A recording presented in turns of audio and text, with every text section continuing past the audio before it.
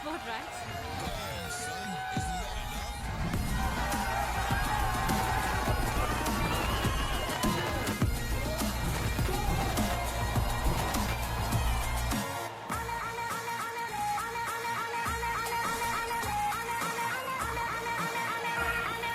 Damn, son, isn't that enough?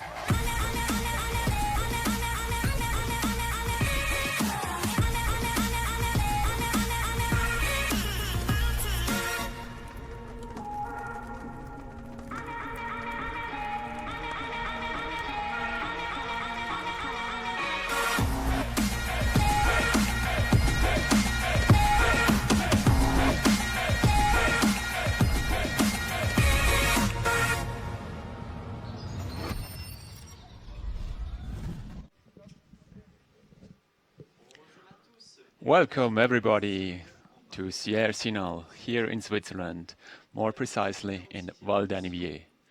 Val d'Anniviers is situated in the French part of Switzerland, and it's also called the Valley of the 4,000 meter peaks. My name is Gabriel Lombreser, and I'm very happy to be here and share this live today with a special guest.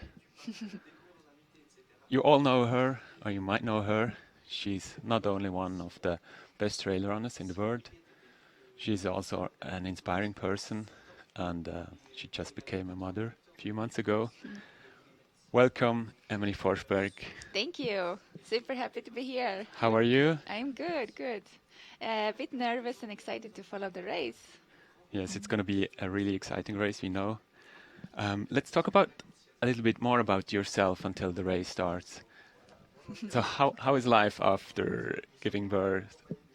Yeah, it's for sure it's different. It's amazing to become a mother in a family, and yeah, it's about adaptations, I think, and to like adapt to training, adapt to planning, adapt to everything actually, and it works really well. Mai is a super nice, calm, happy little girl. Super. And do you have already goals, sporty goals for the next season or for this season already? Yeah, right now I'm trying to train pretty many hours per week to be able to do CCC, which is a 100K race in the end of August during the UTMB week. So I hope to get in shape for that. That's great. So how do you do that?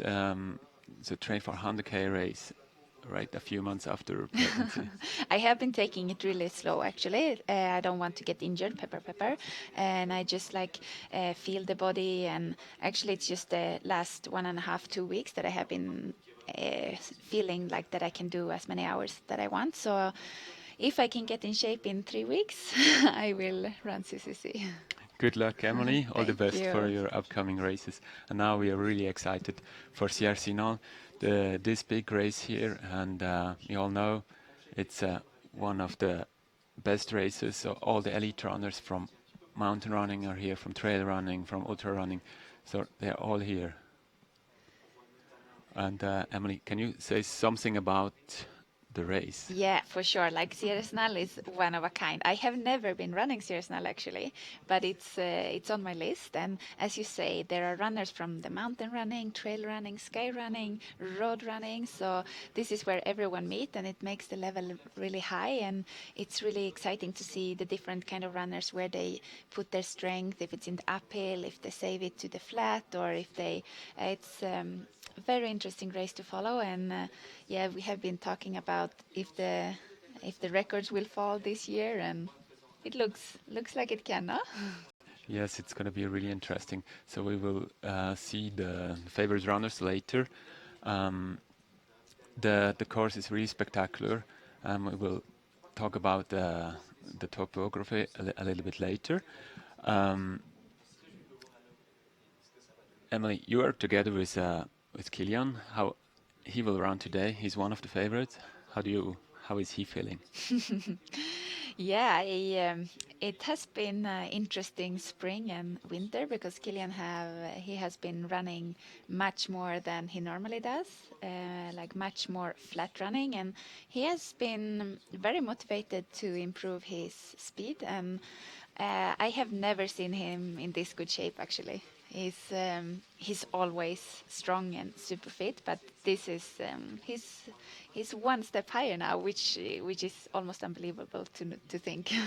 That's great to hear, and yeah, I think not only me, I'm excited, all the spectators out there, all the people who are watching us live here. Um, so we were really looking forward to that race today.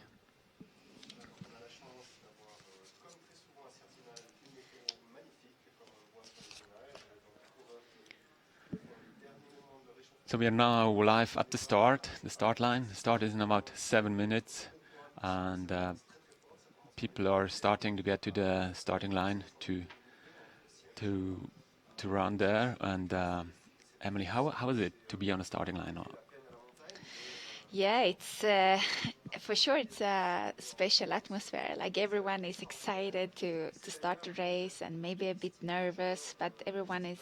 It's a happy atmosphere, I would say. Like excitement in the air. How is it with all the competition out there? So there are people, they might be friends or not, but during the race you just battle them. You wanna be better than them. Um, how can you, or how do you handle that during?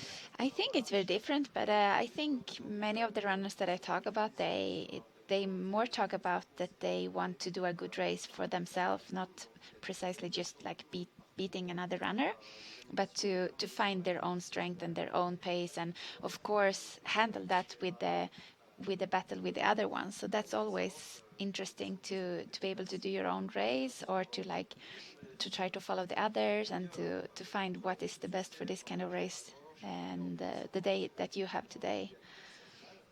Welcome to the playground where all dreams come true. Welcome to Val d'Anivière.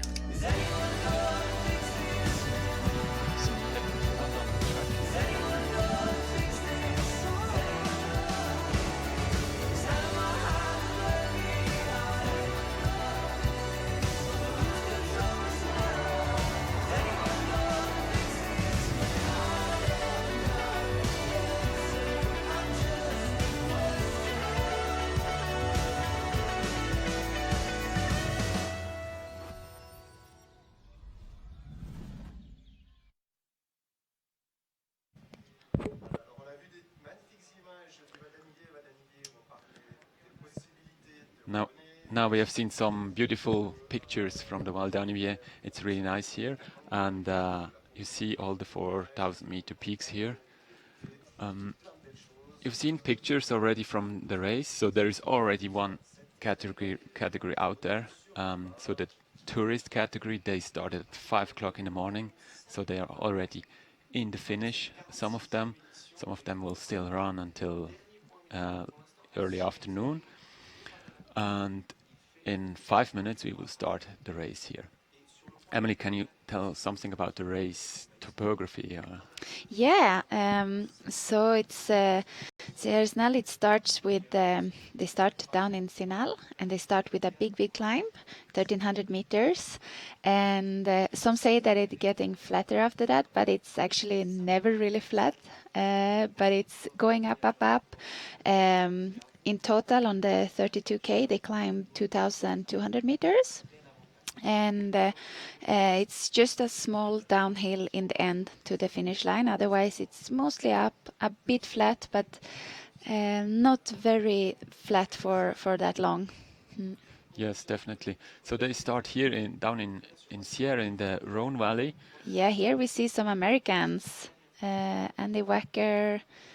We see the British Robbie Simpson, who has done many podiums here. He's a strong contender for the podium. And here on the left, this is Jacob Adkins. He just became a European champion in mountain running. Yeah, and he's so young. He's I think 21. He's really promising. He did top 10 last year here, and so he knows the race.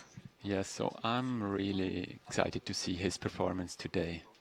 Yeah, there are so many young, so many older runners that have been here, and the mix is just amazing. It will be such a stacked field. Yeah, the field is full of runners. So there, in the men's field, there are at least 50 really strong runners, and to be even in the top 30, you need to be really strong. And also the women's field is pretty strong, I think. It's very deep, yeah. It's, as we said before, it's the strongest ones from mountain running, trail running, sky running, road running, and it's a good mix. We also see a Norwegian there, Johan Bugge, which I know he has been world champion in mountain running some years ago, and Kilian and they sometimes train together. And I think Kilian hopes that he can set the pace for the uphill. So let's see if Johan Bugge from Norway can do that. Oh, great! That's good to hear. Yeah. So you already know the tactics. And yeah, there are also a lot of Americans out there. There are South Americans, Colombians, also Mexicans.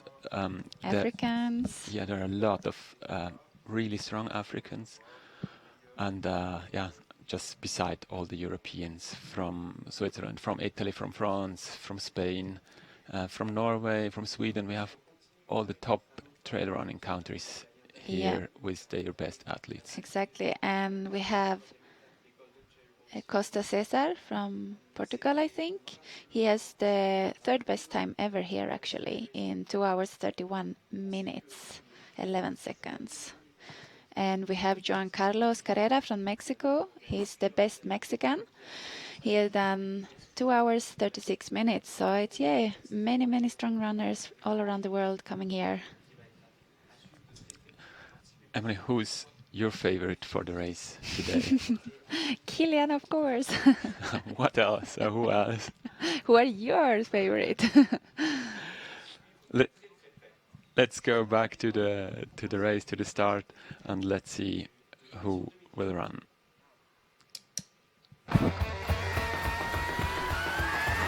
Last year in SierreZinal, right after the start, Kilian Jornet and a group that included Davide Magnini, Francesco Papi and Joe Gray arrived at kilometer 7 altogether. The Catalan ran away from the competition in the second half of the race to capture his 6th title here, overcoming the 5 titles of Ricardo Mejia. The second position was for Robby Simpson and the third for Robert Sarun from Kenya. The women's race was a repeat of the 2017 edition, with the top 2 places going the same way they did the year before. Lucy Wambui moved to the front earlier on and never seemed in much danger of being overtaken. She was the only woman to break the 3-hour mark, finishing in 2 hours, 57 minutes and 54 seconds. Only 3 minutes and 35 seconds later, it was Germany's Michelle Maillet who came in second. And running at home, it was the Swiss athlete Simon Troxler who took the 3rd position.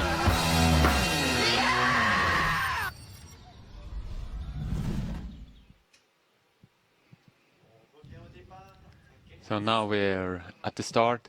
The runners are all aligned, and it's only a few seconds until the start gun will go off. The atmosphere there must be just buzzing out of excitement and nervosity and happiness, I think. Soon we're gonna see a super fast start. So the finish line will be 1,000 meters in elevation higher than they are now. So they are now on 500-600 meters above sea level, and they will climb up to Zinal, and they will the race will have 2,000 meters in total of elevation climbing. And now it started. Yes. Oof, it's a fast start. So exciting to watch all the race. I can't. Who is taking the lead there? And there is one fast guy in front. It looks like. Can it be the Mexican? Yes, that's possible. Yeah. The first part of the race, the really first part is on asphalt, not right here, but just now it's a 1 kilometer asphalt, and then it goes into a really small track. Yeah, and they do that just because, as you see, it's so many runners, and to go on a single track immediately, that's not really possible. And we see Davide Maggini, Kilian, they are just behind here. Kilian is setting the pace on the second group. Davide, we see the Mexican, we see Max King, Jim Walmsley. I was just talking to Jim Walmsley, which can be a very interesting runner here. He's, some of you know him. He's a very strong American runner. He has the world record on 50 miles. And he's really looking forward for this race. He did the Reco on Tuesday, and he he seems very calm and like eager to see what he can do in a short European race. Yes, and he is not only running 50 miles, he just won the Western States 100, right, a few weeks ago. Exactly. But he also proved that he can run short and flat and fast, because he did last year a half marathon in 64 minutes. Yeah. And yeah, we see here, I think, looking to Kilian here, he looks very comfortable. Seeing him running flat this spring, he has been really like saying that now his comfortable pace is down to like 10K, 30 minutes. That can be comfortable for him. And that's really interesting to see what he can do with that kind of speed. Yeah, that's really cool. So they're running at the high speed here already. So it's not really flat, but the pace is probably not much above 3 minutes per kilometer pace. Exactly. And just after Kilian, we have Juan Carlos, the Mexican who have the third best time ever. Also in the race there is Pedro Mamu. He won 2016, if I remember well.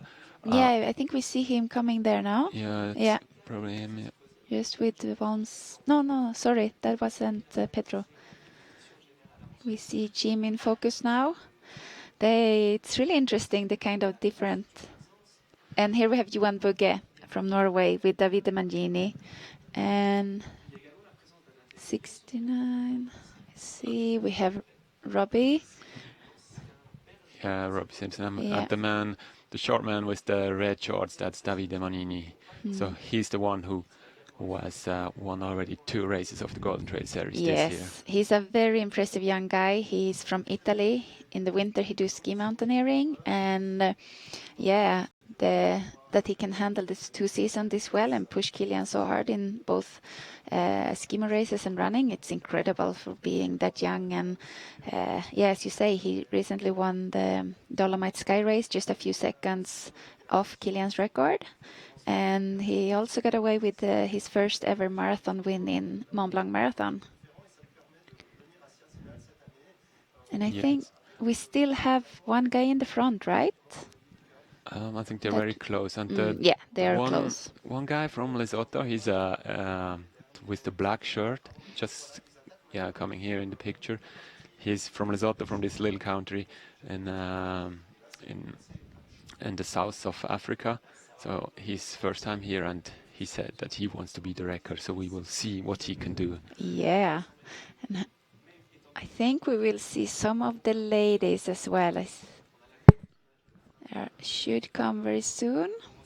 It's always hard with a mass start to. Here we have probably the race favorite, Maud Mattis.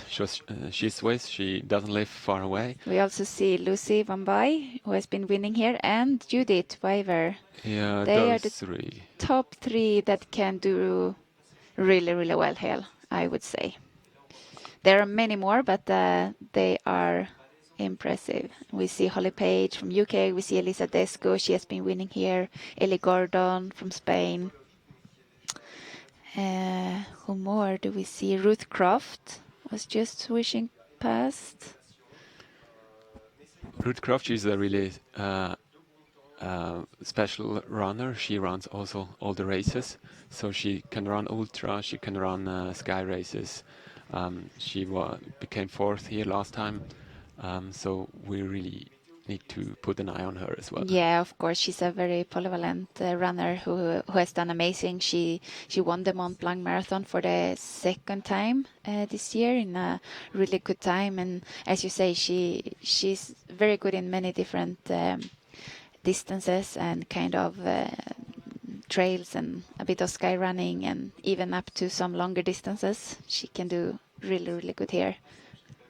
She will be really fast on the second part, I think. She's in the really steep uphill, as we have it here in the first part. It's not really her strength, but then in the second part, I think she will be really and strong. Ruth, she's a very clever runner. She never get too stressed in the beginning. She take her pace and then she come towards the end and just crush it. Yes, that's how we know her. Yep. So, what time is it now? 7 minutes they have been running.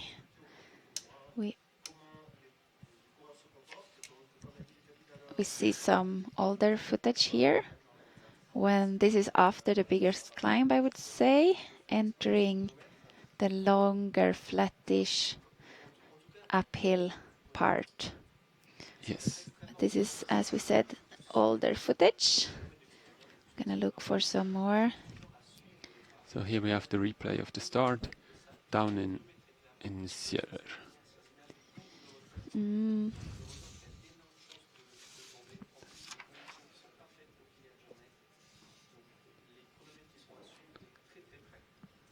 Okay.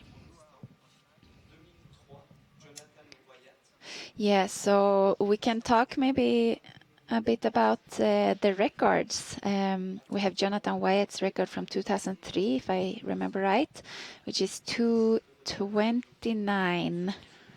Yes, Jonathan Wyatt, he was a really strong mountain runner. 2:29, that's from 2013 and wasn't beaten yet.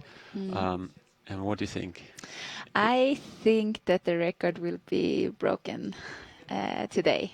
And yeah, as you say, Jonathan Wyatt's time here, it's amazing, and it has been standing for 16 years, which is crazy. And yeah, it's Jonathan was one of a kind athlete. He did some road races and mostly mountain running, and have the best times in many races. And for the women, we have Anna Pirstová, who set the record. Was it 2008? I think. Yeah, 2008, 2:54.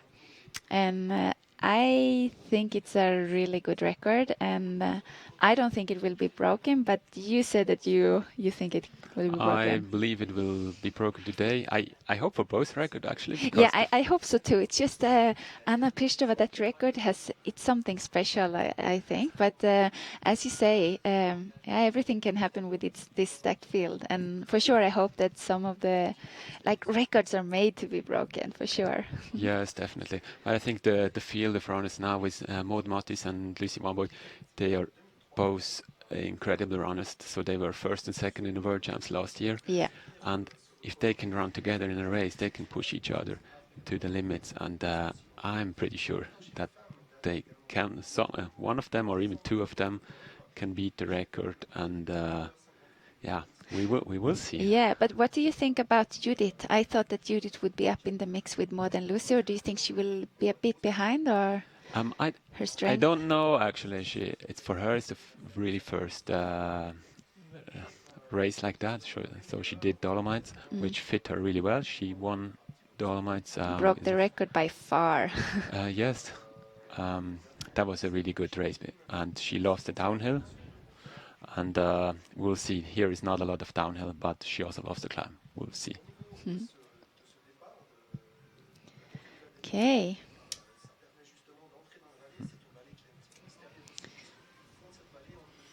So now we will see the race profile, and Emily, here you can talk a little bit more about the profile again. Yeah. Last year in SierreZinal, right after the start, Kimmel and a group that included Davide Magnini. We see a little recap here from last year.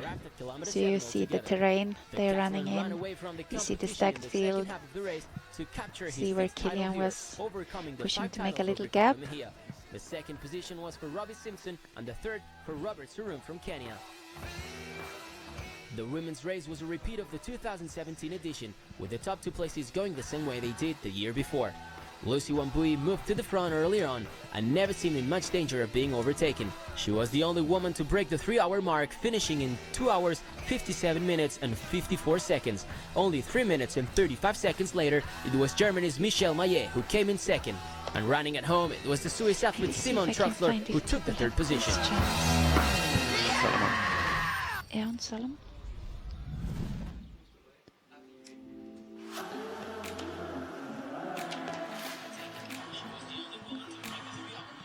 Emily, here we see now the profile of the race. So you see the steep climbing at the beginning.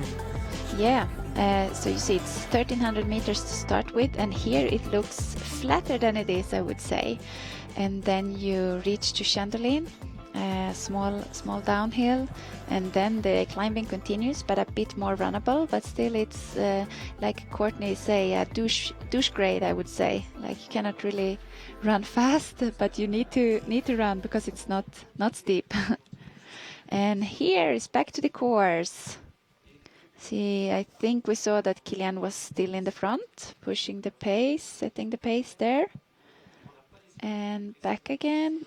Yeah, the reception of the video doesn't seem to be that good at the moment in the forest. So they have, after they left the road, they have a lot of switchbacks up to Ponchette. And we are really excited to see. So after 20 minutes, they have the first refreshment station, and there we will see how fast they are. Yes. And when we talk about record paces, Jonathan Wyatt in 2013, so he was a really strong mountain climber. He was there at 21 minutes. And will we see if they are on the record pace? so exciting. when we take Kilian's pace from last year, from his win, he was 22:30, I think, and that's already 1:20 slower, was it? But as we know, or when we studied the splits of the record, Jonathan Wyatt was really strong on the first part, in the steep part, and then in the uphill. But he lost a lot compared to the other runners like Kilian and other runners in the downhill. So the record pace doesn't need to be broken already on the first few splits. No, but I know that last year Kilian said that the uphill pace was not very fast compared to previous years. He said that no one was really setting the pace really high. He had hoped for a bit higher pace, but let's see what they can do this year. Yeah, we saw the picture from last year. There we saw a lot of guys together as a bunch of 10 runners in after 1 hour, and that if they want to break the record, I think that it will be a little smaller group. I think so. So we're excited to see that. And the women's record, we said it's 2:54. There are only 6 women who ever run below 3 hours. Yeah. So that's and today I think there must be at least 3 or 4 who do that. Yeah. The record is still it's 6 minutes faster than a 3 hour mark, but we will see how that goes. Yeah, and for the first aid station for the women, if they are on record pace, that would be 26 minutes. So we're gonna keep an eye on 21 minutes for the men and 26 for the women.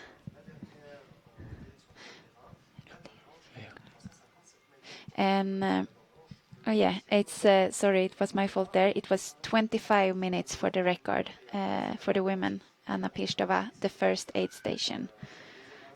Let's see if they are on the record time, women as well. Emily, if any runner who is listening now to us and watching the race, if somebody wants to do that race, what do you need to do to be able to race that? I think like it's different strategies. Some if you want to do really well, I think this is a race that you really need to prepare. That's why I have never been on the start line, because I have been doing too many other different kind of races. Like ultras is far different from this. You need to change the gear and have a speedy legs, and you need to be in top shape in the uphill, and to be able to not get tired in the uphill, to have the faster legs towards the end. So yeah, to prepare this, I think flat running is important actually. But also the uphill running, so... The uphill running too, and maybe I say this because I'm from like sky running, ultra running. Uphill is not so natural for me. I think the uphill would be my best part here. And so it depends on which kind of runner you are. You need to see the weaknesses and then improve them, as for all the races. But this is particularly hard, I would say. Yes. And now we will see a little video about the race favorites today, and we'll see what we have to say.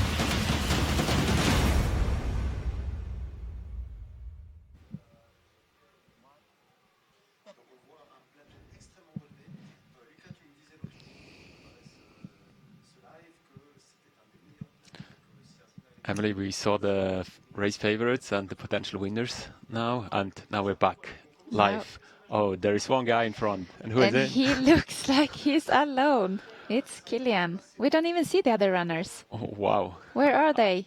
I actually didn't expect that he will be alone after only 20 minutes. No, this can be both scary and interesting. I don't think that Kilian will blow up. I just wouldn't assume that he would be alone after 19 minutes because we didn't see anyone else in the picture there. No, that must be already about a 20 seconds gap at least. Yep. And yeah, we will soon see when we come to the first aid station. Yeah, he should be there in That's around 2 exciting. minutes. So I think the rumors that he really wants to break the record. So They are true. he pushed the button, and yes, that's exciting. Yeah, and about the preview, we didn't see Maud Matisse there, as we talked about before. And yeah, still we see Kilian all alone.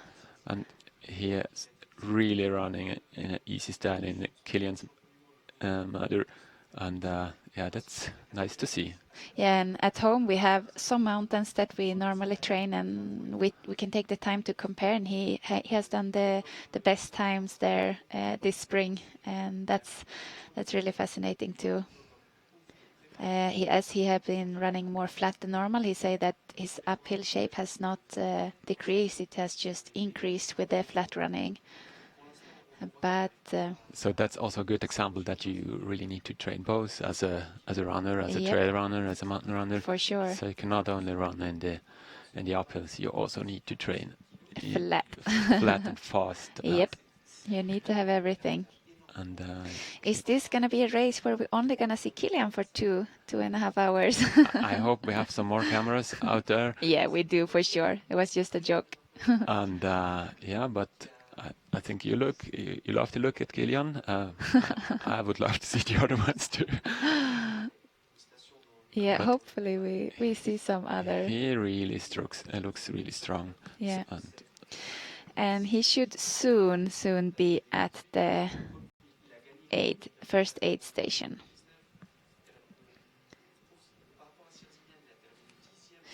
But it can also be a bit hard for Kilian to, if he wants to break the record, to already be alone the first, Yes. like after 15 minutes. It's really hard to push yourself that hard for almost 2.5 hours. So I really hope that some of the guys come up and push him a little bit. Yeah, it's hard when you have the world best there. But there are some African runners who can really push the pace. On the flat, yeah. But they will probably come a little bit later, or they Yeah. will make And- some time there. Let's name it. There is Robert Surum, who was second last year, or was Yeah. he second? And he was really strong on the last part, even on the downhill. He has beaten Kilian's time in a downhill by almost 2 minutes. Yeah, I 1.5 think. minute. And that's, I mean, On that kind of short downhill, it's impressive. yes, and we know that Kilian is not a bad downhiller. And when we compare it to the record of Jonathan Wyatt in 2013, so he lost about 4 to 5 minutes on Robert on the last part of the race. So that will mean even if Kilian is not on Jonathan Wyatt's time in Chandala, he Yeah. will still have a good chance to Yeah. beat the record. For sure. So, what about we didn't see the women, but from the early beginning we saw that Maud Matisse and Lucy Wambai, they were setting off together, and we talked before that they can really push each other on this kind of race, which will be super exciting to see what they can do. Yeah, they're both really motivated to beat the record. And as we know, Maud Matisse just became, for the third time in a row, European champion. Yep. They both were on the podium last year in the World Champs. So we really have the strongest of the runners here. And we know Maud Matisse, she's a really strong climber, but she can also run in the flats as well. So she ran a 2:31 marathon last year, and for a mountain runner, this is really strong. Yeah, and I think Maud needs to have a few seconds, maybe half a minute before the downhill, because Lucy is quite strong in the downhill, I would say, and Maud, I don't think she is as strong as her in the last downhill, even though it's a short and not very technical one. But as you say, even Kilian lost some seconds there if you're not like on toe and really pushing there. And I think that Maud also had a bit of problem with her ankle from maybe Dolomites. Yes, she twisted her ankle yeah. on the Dolomites race. But it's fine now. But even the smallest like hesitations in the downhill can make you lose few valuable seconds.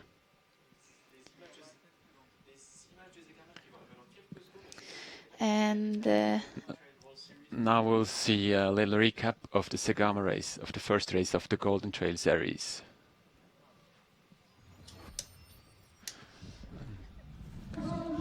Then we can talk about Eliane, maybe. Yeah. But now who more, Eliane? Maybe someone.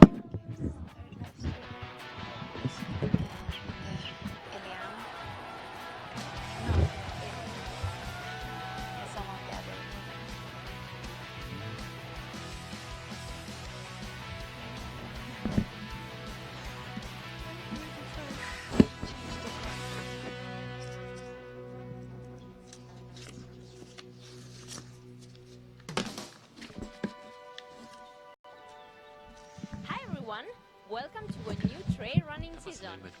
Can you guess where I am? We are here in the main square of Zegama. Welcome to the first stop of the Golden Trail World Series.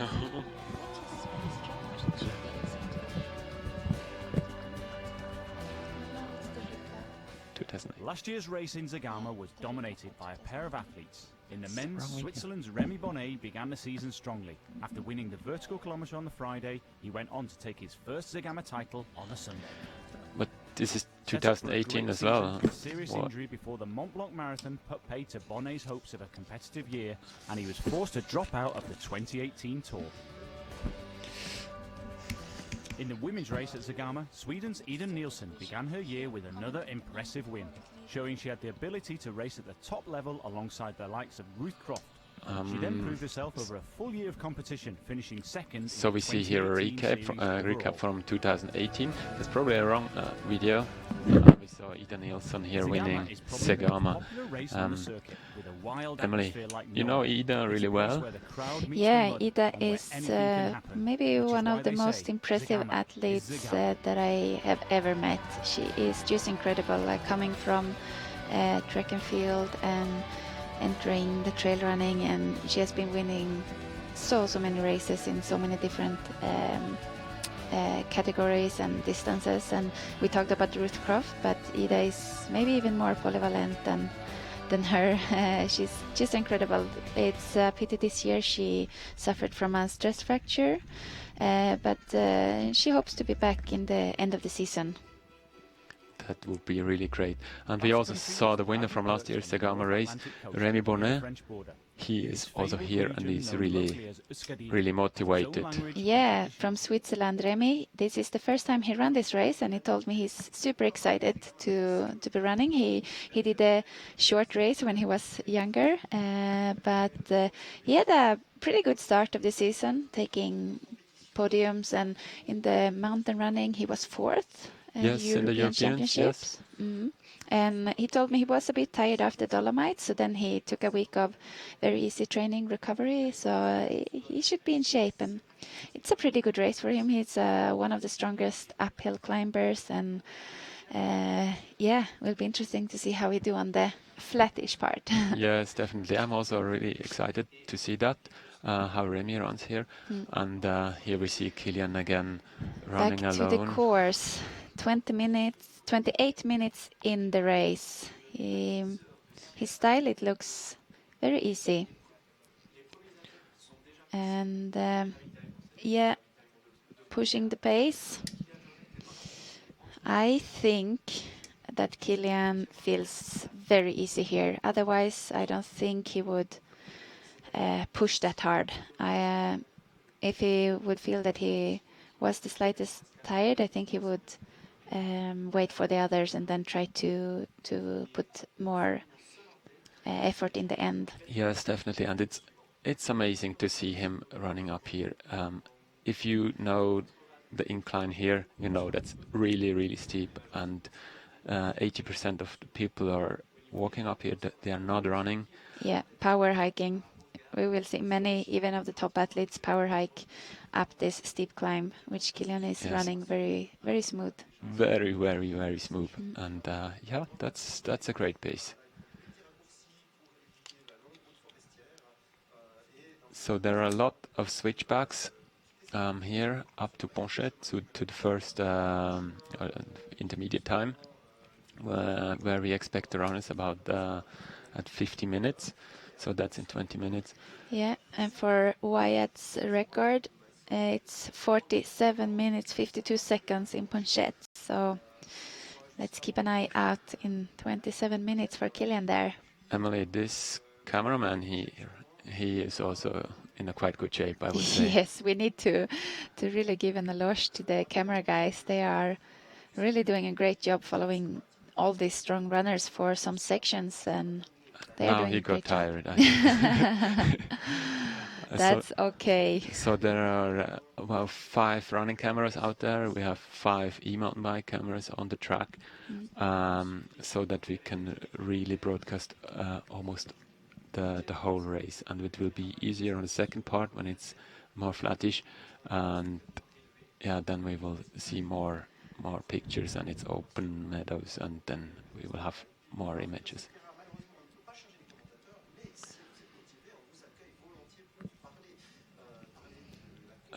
Emily, in such a race, what's the strategy to in terms of drinking and pacing? And it's really not easy, right?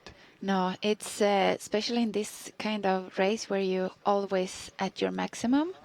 It's hard to eat and drink, but it's so important to be able to push the whole time. It's still 2.5, 3 hours, which is a pretty long time out there. So it's really important to eat and drink and get your energy in, even though it might be hard when your heart rate is super high and your breath is just out of control. And here we see a bit back of the race, and Maud Mattis, is she leading the race? Yeah, she's probably leading the race, and we see a lot of runners here around. Yeah. And yes, we said Maud Mattis is probably a tiny bit stronger than Lucy in the uphill, but more or less the same. I think we saw Judith as well. Yeah, that was Judith for half a second. Yeah, interesting. So as we talked about before, Maud Mattis and Lucy Bombay and Judith Wider, they can really do something extraordinary here today.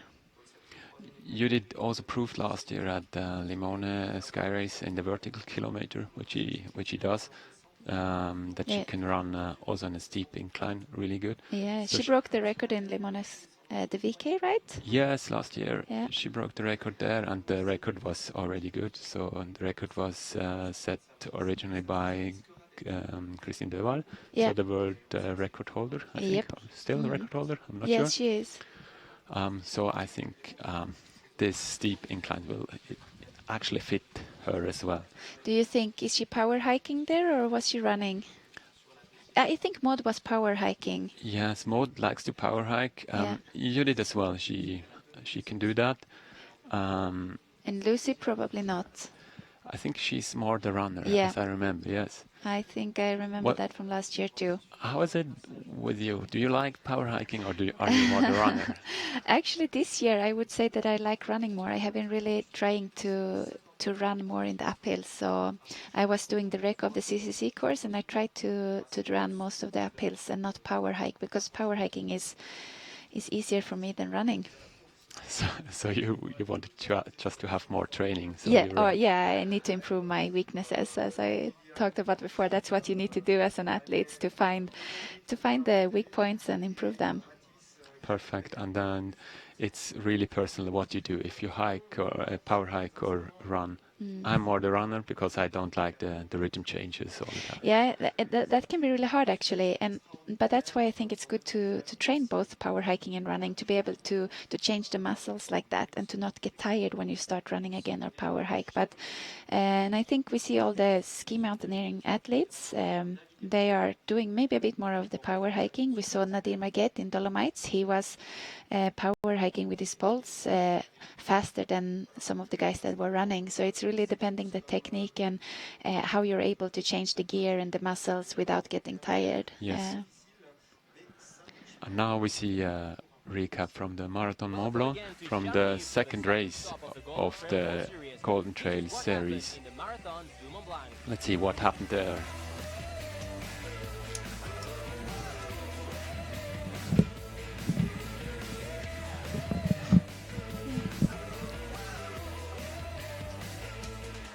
We see here Andy Walker who pushed up really fast at the beginning, and because it was flat, he was a flat runner. And Emily, now we didn't see him. Where is he? Yeah, I thought that Andy Walker would start a bit faster, but as we said, Kilian is all alone, so we don't know the second group who is there. But Andy Walker, he's an impressive athlete, and I think he always starts fast, and year by year he's actually doing better in the finish line as well. Like it's really cool that he go for it, and sometimes it works really well, and sometimes he blows up. But yeah, I think he's in the second group. And Ruth, as we talked before, she did a really smart race in Mont Blanc Marathon. She was not in the front until the second half of the race, and then she was taking the win. Yeah, it's all about pacing. What I always say, it's you don't win the race on the first half. And yeah, we haven't talked about Sylvia Ambassador, who was actually second in Mont Blanc Marathon, and she can do well here, as well as Eliane from Norway. We just saw finish. She was third in the Mont Blanc Marathon, and she was winning Zegama this year. This guy here, Bart, he's not on the starting line today. He's injured. Yeah, but he has already three races of the Golden Trail series, so he doesn't have. And all the three ladies there at the Mont Blanc Marathon, the podium ladies, are here today. Yes. And on the right we saw Eliane Bergstad. She's from Norway. She won Zegama, so the first race of the Golden Trail series. Yeah. What do you think she can do today? Eliane, she's a really strong climber, but she's also a very good flat runner. She has been doing some good times on 5K and 10K and half marathons, so she can be interesting here. It will be interesting to see how close she is to Maud in the uphill. So I hope we get some footage from the race soon. Yes, I really hope to. And also some intermediate time soon, maybe in about probably in about 10 minutes we get the first intermediate time in La Ponchette. So that's when the big climb ends, and we have just a little bit an easier climb, but still climbing up to Chandelin.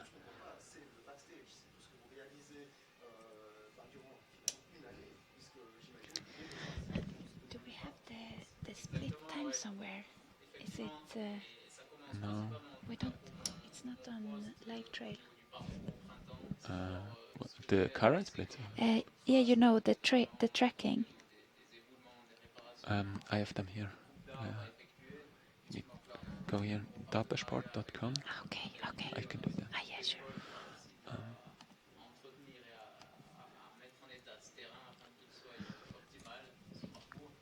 And we're here back in the studio, and let's talk a little bit more about the race. So this is already the 46th edition of the race, so it's a pretty old race, and it's really famous. It became famous. It has always kept the course, so never a change on the course, and that's really cool that we can compare 46 years of running here. And it's a really running festival here in the French part of Switzerland. Everybody knows about the race, and if you win it here, you're a little hero. Yeah, it's as you say, a very old, prestigious race, and attracts many runners. And yeah, we need to go back to the live trail here. We see Johan Bugge and Jim Walmsley. I assume that these are the second group. And Jim looked really strong. And Johan Bugge is always strong in the uphill, so I'm not surprised that he's there. But I'm a bit surprised that Jim is pushing the pace here, which is great because that means that he can catch up with Kilian on the flat. I hope. Can be interesting to see what they are doing. And here we have the view of one part of the race. Here we have the 5. We might see some of the 4,000 meters peaks here. So it's the valley of the 4,000 meter peaks. Yeah, if you have the time during the race to look, you will be able to see the 4,000 meters peaks. Can you name the peaks? I cannot, but I guess Weisshorn, maybe Dent du Blanche. Yes. Do you have the do you have the passage there? What more? Sinalrothorn, Oval Gavelhorn. Yes, and you already have 4, And so it's great. So, and at the end we also see the Matterhorn. yeah, Matterhorn, of course. So, and we also have to say a little bit geography here. So the Val d'Anivier is just the last side valley of the Rhone Valley, which is in the French-speaking part of Switzerland. So if we go further to the east, we are in the German-speaking part, and here we are back in the race.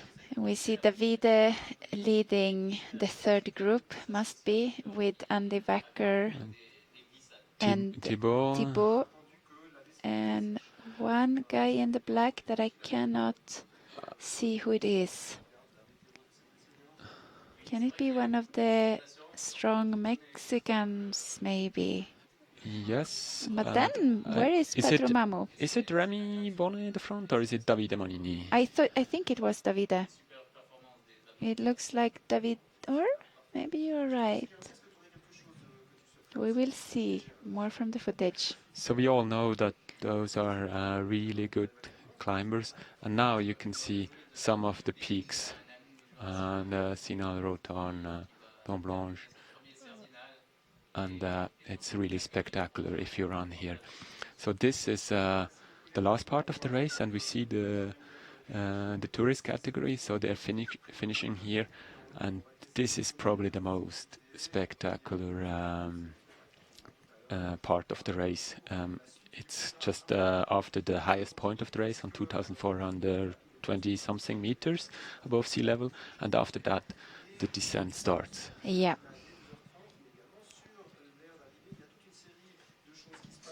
Let's see.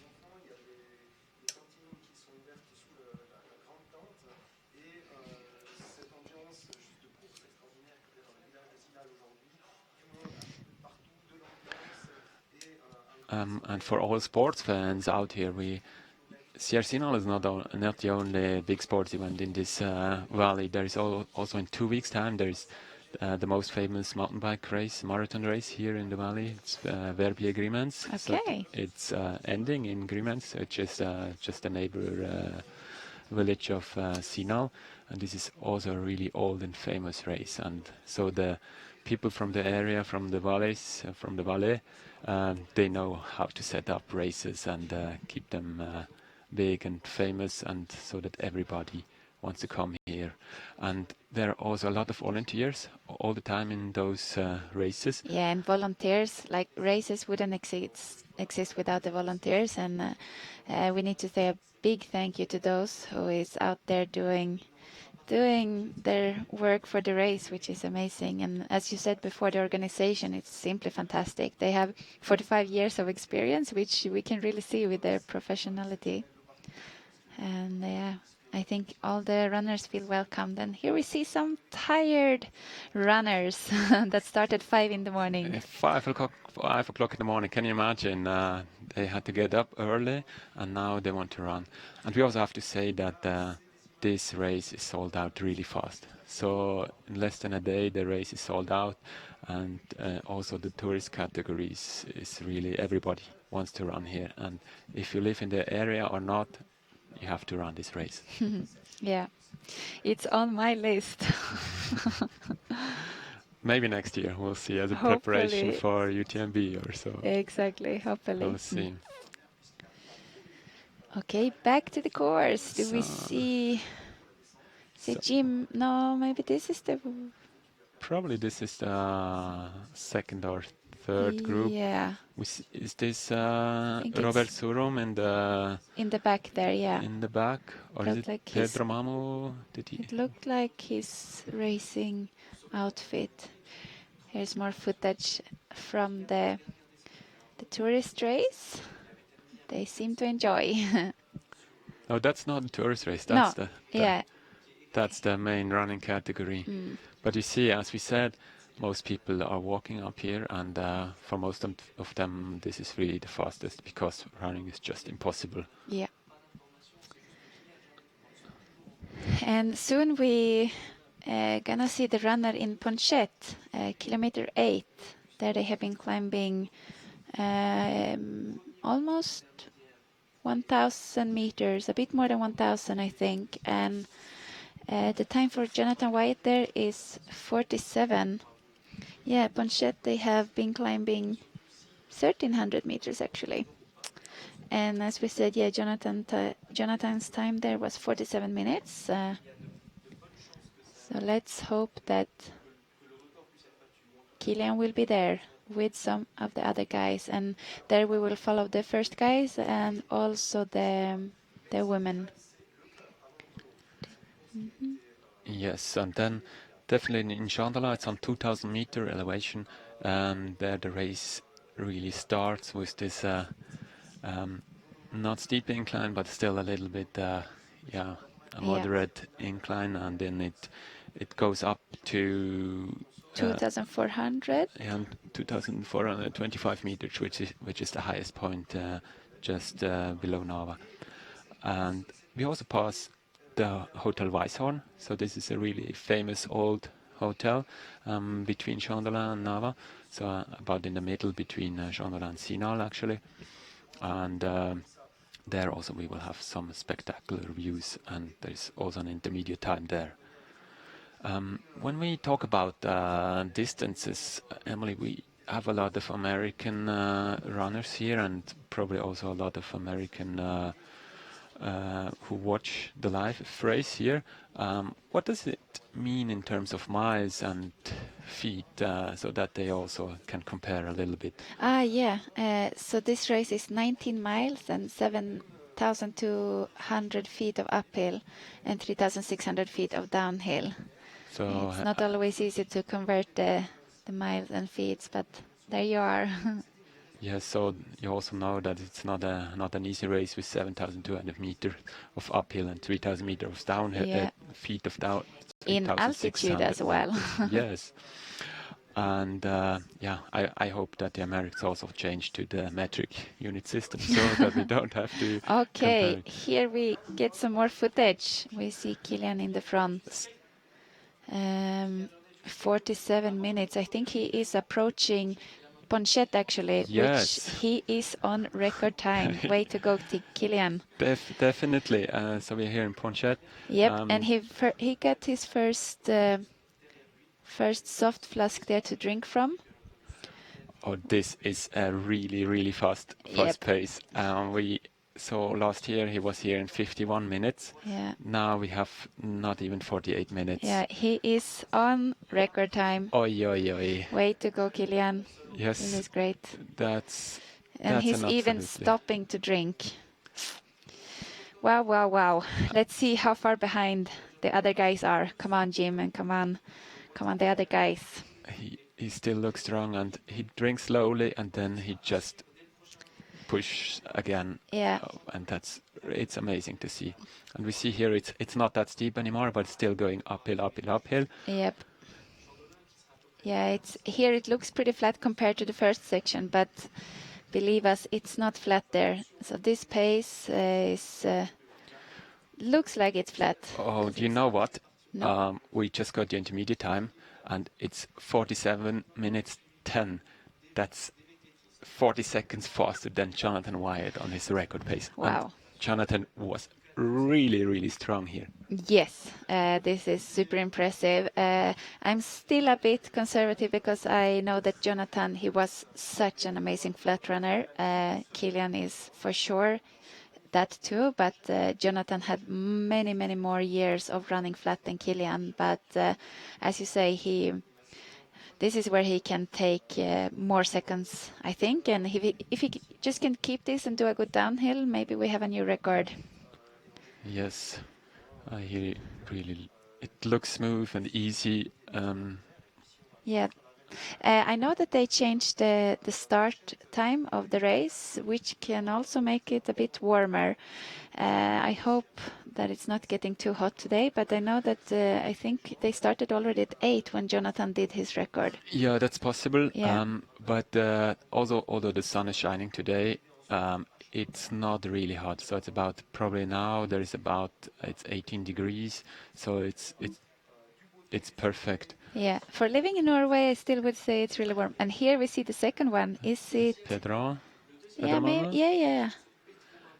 It's Petro. Petro is second at Ponchet, and he's on a really good time too. Yes. He's a bit off the record, but also the strength of Petro will come here, I would say, as he's a super fast flat runner. Yeah, so Pedro had a time of 49 minutes 16. So this is 2 minutes behind Kilian. So Kilian is already about, so also Pedro is on, we must say he's on record pace here, definitely. So we are really excited. Maybe we even get two runners who run below the record. Yeah, hopefully. He's also looking... He's looking good. really smooth there. And we saw him drink as well, which is important on this 2.5-hour race. And we got the times now. There is a big group coming. So the third one here is Thibaut Nusi. That's the guy from Lesotho I told before. Yep. So he's also actually he wants to run the record. And He's 3 minutes 20 of Kilian. Yes. Time. And then we have Jim Walmsley, Johan Buke, Juan Carlos Carrera, and Abramon Philemon, and then also Remy Bonnet. Yeah. So they're all close together, and that's going to be exciting. Yes, and I think in maybe 8-9 minutes we will see the women there as well. The record for Anna Pishtova, I think it was 1 hour 1 minute, and so the record pace was on 59 minutes. Okay, yes. In 2008. So hopefully in less than 8 minutes we see them there. But it must be, they are still like, Petro Mamo is 2 minutes after Kilian in the uphill. It's not easy to catch 2 minutes. Yes. This is really interesting. I didn't think that he would push this hard this early, but as we all know, he's trying to break the record, and he saw that if nobody else was following him, he needed to go by himself, and that's what he is doing today, Kilian. Yes, we have more runners coming in. So there's a third group with Robbie Simpson, Eluison El Soy from Morocco. Then there is Davide Manini, Thibaut Baronian, and Andrew Douglas from Great Britain. So these are the top 13 men in the race now. And here we see also Stian Arvik, the young from Norway. Yeah. Yeah, we have. We talked about Rob Simpson before. He's almost together with Remy. And we have the Moroccan, I think. Yes. Elusin. He was also really strong in the Dolomites run. Yeah. He did a really good uphill, and also in the downhill he was strong. So yes, also keep an eye on him. And here we see goes a bit more uphill again. He still looks very smooth, Kilian, running running easy there. Yeah, on this gravel road, so it's not technical here, but it goes up and then it will also go down a little bit, down to Chandola. Yes, and Jonathan's time in Chandelin was 1 hour 6 minutes 39 seconds. Will be interesting to see if he keep the distance to the record. And now we have some more times. So there is the Italian Hannes Bergman, the Colombian Diego Vera, Sage Kennedy from the US, Francesco Puppi, Petter Ekdahl from Sweden, Stian Arvik, and also Joey Hadorn. So he's the second Swiss, a really young guy. He's 22, and I'm really excited to see what he can deliver today. He's really talented. Yeah, and we also see Jakob Adkins, 53 minutes there. We said before that he was just winning the mountain running European Championship. And back to the live here, we see Johan Bugge is pushing the pace here now. Jim Walmsley behind, but it's great that they are staying together. Nice to see.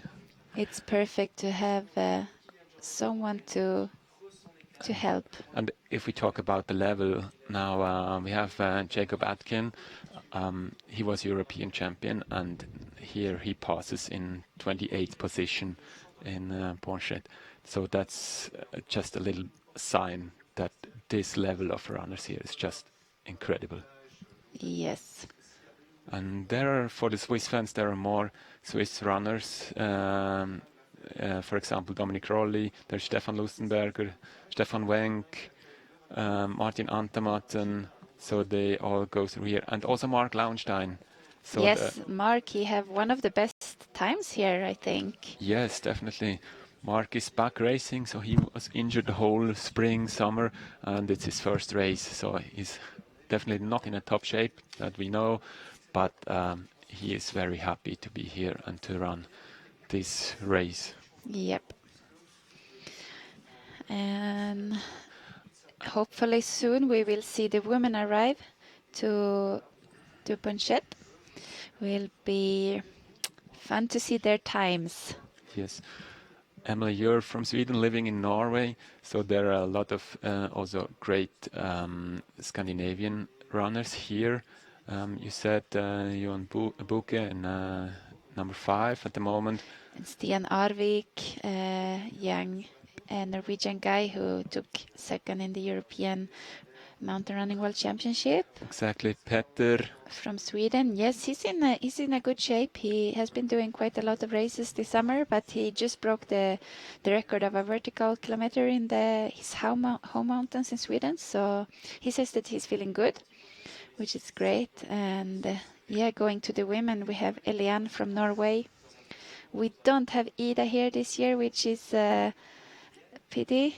And here we see Johan Bugge is putting Jim Walmsley under a bit of pressure, but I'm not surprised as Johan Bugge this is his specialty, the uphill. Wow. For sure, pressing. It's great he's pushing the pace here, but I think Jim will catch him in the flat. Johan is a pretty good flat runner too, but he's much stronger in the uphills. And actually we see another group catching Jim Walmsley. And here we come with Maud Mattis. Wow. She's approaching the Ponchet. She is under the record time. She is 57 minutes here. Oh, wow. Yeah, definitely. She will be 1 to 2 minutes lower. Oh la la. The record pace. Nice. Maud Mattis is giving everything here. Good to see. Yeah. It's really impressive. Maud is a mother of 2 and she's a great, great athlete. Wow.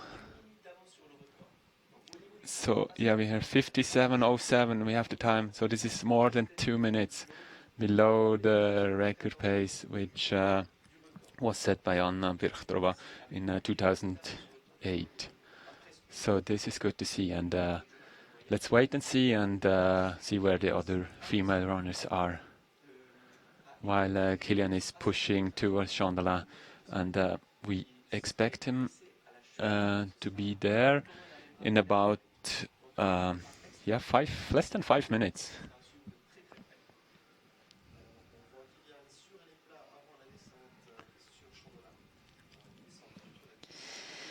here we see a bit flatter part where Kilian can really stretch out the legs in a nice, very fast pace. Still looks very, very easy. And yeah, I'm really happy to see that it's going this good so far for him as he has prepared this race. Yes, and Very much for being him. we just got the time from Robert Surum as well, so the second place runner from last year. He's in 58 minutes, so he already lost 11 minutes to Kilian. That's amazing.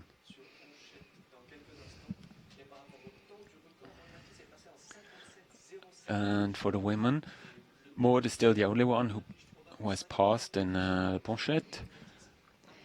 And yeah, as we said before, Maud is a super strong climber and Look at her, yeah. maybe even a little stronger than Lucy on the climbs, but then hopefully Lucy can catch up to push the pace for Maud to make a really good time, both of them. It looks so easy. She's running with some of the very best mountain runners in the world here. Yes. It's really amazing.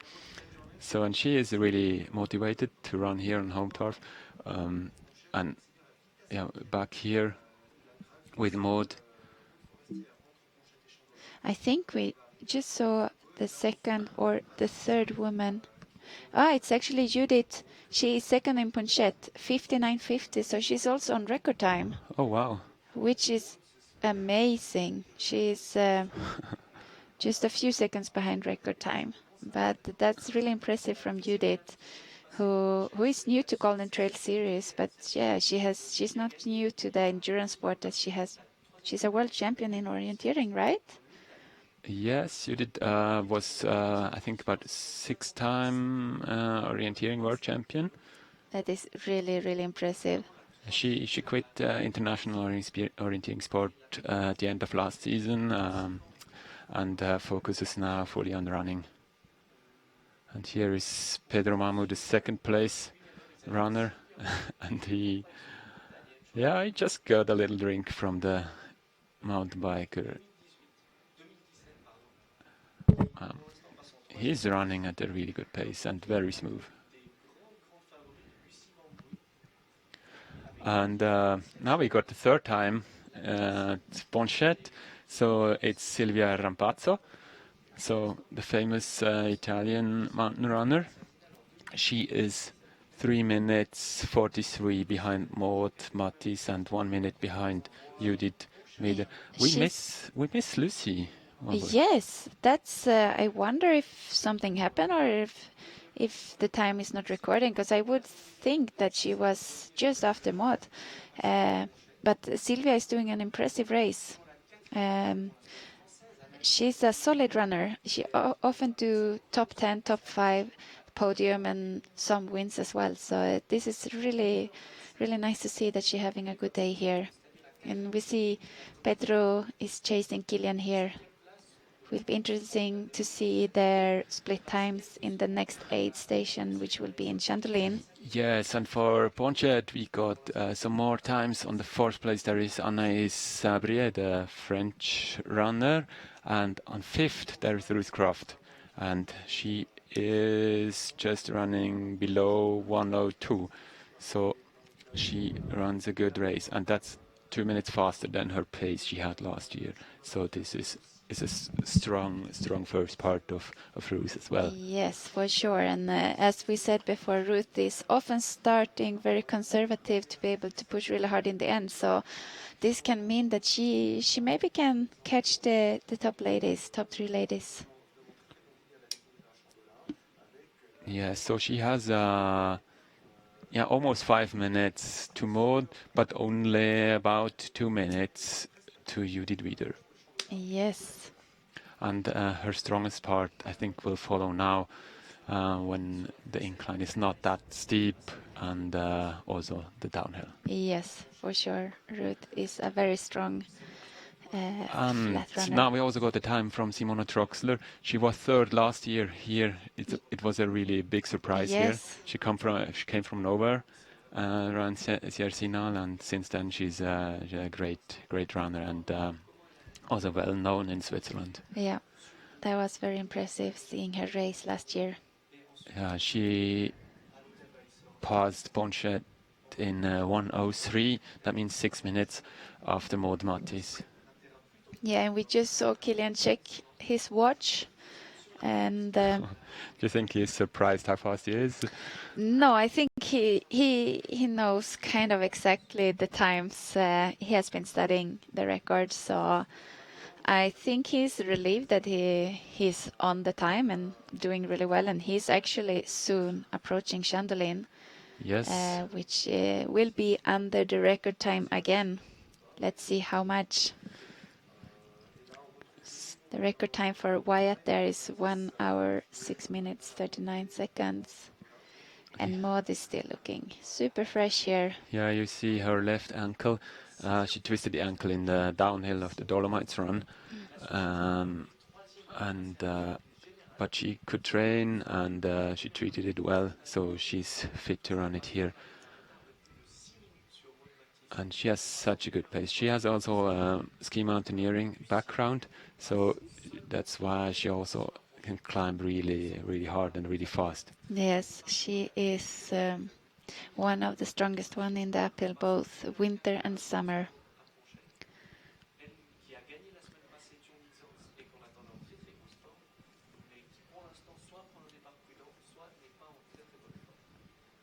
Yeah, we're soon gonna see Chandelin. And Chandelin is the first point where we have a lot of spectators, so it's a big crowd there, a refreshment station. And here we go. That's we see Chandelin. Kilian So the entering. last little downhill, and oi. He is on record time, much below record time. Yes, so we have he didn't increase the record pace, but he is still. Oi, Maud is walking here. That's okay when she likes to power hike. Yes. Yes, here we go. Kilian arrives in Chandelin. It's not yet half of the race, but the steepest part is done and the most of the climbing is done. So now it gets a little bit. Now it will be interesting to follow to see if he can keep the pace, if his flat training given the result that he wanted, and we see the following runner there too. And he passes this aid station without taking something. No, he takes a little bit of drinking. Yeah. He got it from a own supporter from his team. And this will be hard for Martina. Take a picture. Go. Martina is responsible for the content for the Golden Trail series and so on. And we know that she always takes good pictures. Yes, Kilian's time in Chandelin is 1 hour, 5 minutes, 59. So he's 1.5 minutes off Jonathan. Yes, so he had about the same pace as Jonathan in 2013 here. Yep.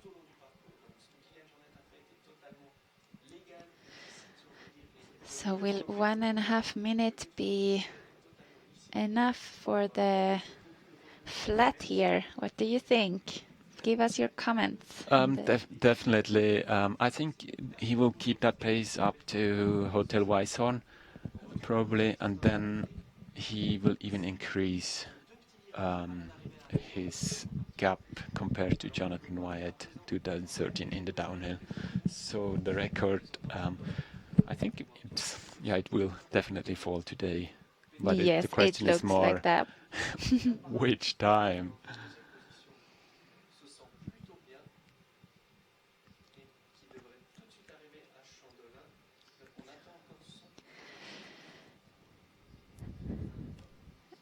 Maud is back running. It looks good. Did we have any news about at Lucy? Lucy Van Bay. She was 1 hour 4 minutes up there. So she cannot have a good day.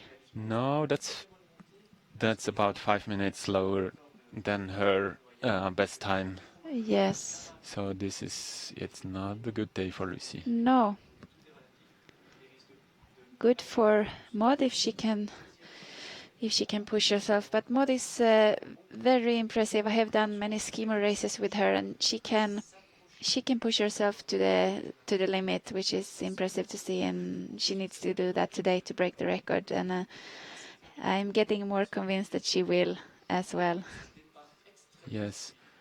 And here we see that out of Chandala on this little beautiful trail here, going slightly uphill towards Tingnusa. This is the next refreshment station.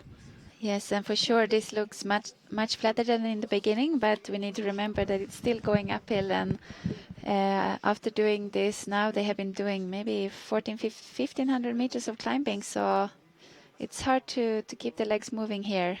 It looks really good so far for him. Yes, and where are the other favorites of the race? So in Ponchet for the women, there is Elisa Tesco on number 10. There is Gisela Carrion, number 9.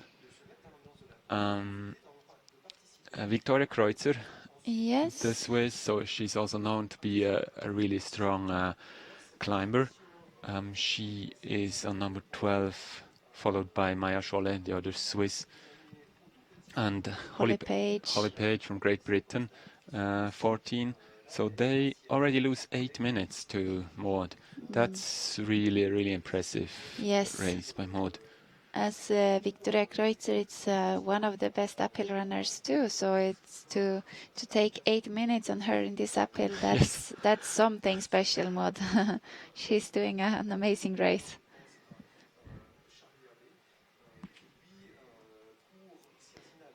And let's see if we have soon the women. Now we got the intermediate times from Chandola, from Pedro Mamu, who is 2 minutes behind.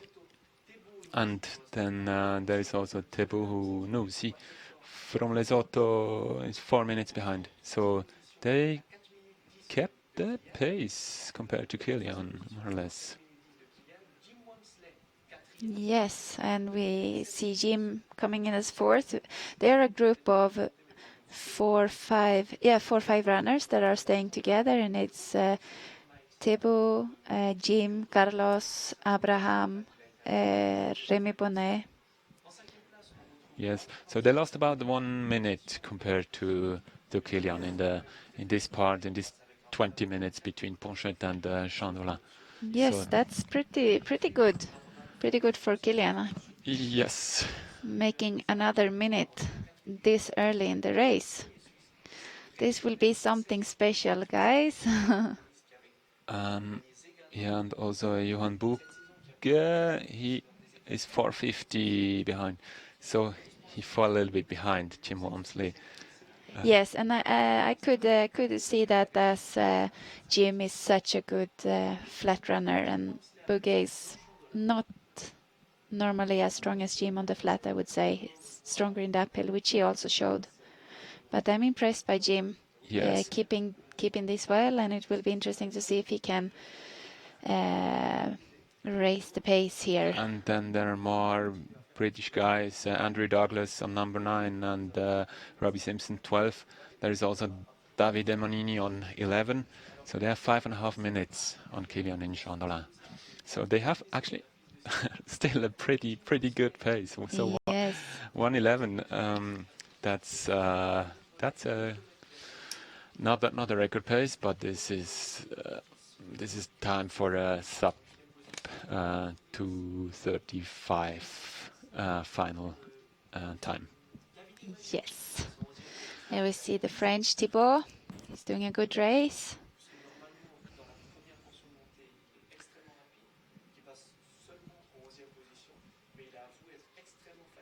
Nice to see. There's Joey Hadorn, the Swiss, who just passed in Chandola in 1:12.42.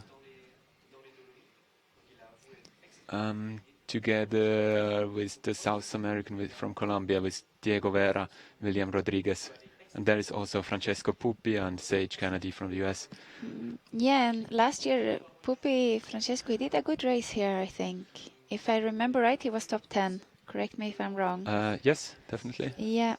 And we also see Sage, number 18. He has been racing here a few times, and I think that this is a race for him, but I don't think he has ever gotten the perfect day here. I'm not sure if it's a race for him, but there is also another American, Andy Walker, now the one we saw who set the pace at Mont Blanc Marathon from the beginning.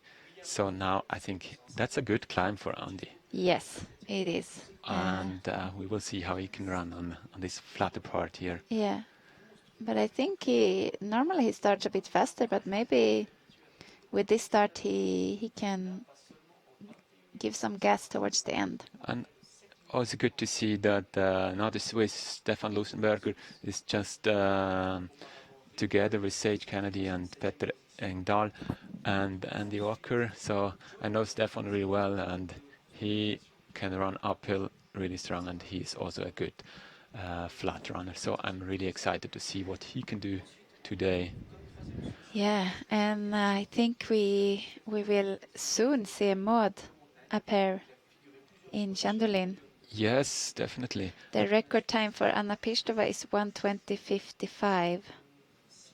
So if Maud was that far under the record, she can be there in like 3 minutes. Yes. And there is Max King from the US on position 30. Yeah, last year he was, no, 2 years ago he was second. Or was it third? I think he was third. Yeah, third. And he was really strong in the last part as well. Yes, he recovered a lot. So let's see what he can do. And yeah, again, this level of runners is just incredible. And number 34, we got Martin Antamatten and also Stefan Wenck. He's always in the top 10 here. The other Swiss, he's really strong. He's on 28, so this level is good, but these results will change also. For sure, but reaching top 30 or even top 20 here, that's really, really good. The level, as you say, is extremely high. And are we gonna see Maud Matthys entering soon, or we're waiting? This is Stian Arvik from Norway we see in the picture. We see Judith a bit fast. I think it's at least 2 minutes until Maud is here in Chandolin. So the record pace from 2008 was 1:20.55. But I definitely think that Maud will run in 1:18 or similar here.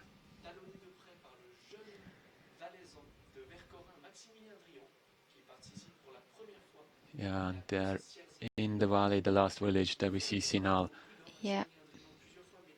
We saw many of the well-known runners passing by there. Max King, Alexis Sevenek, and back to Kilian in the front. Single track, uphill, forest. Nice with a bit of shadow for him, for all the runners there.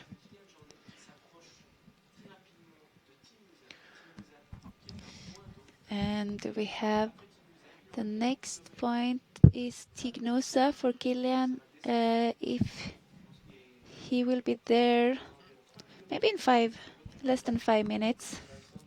Yes, that must like be that. about then. Tignosa is the mountain station of the gondola from Saarloup. So Saarloup is another village here in Val d'Anivier.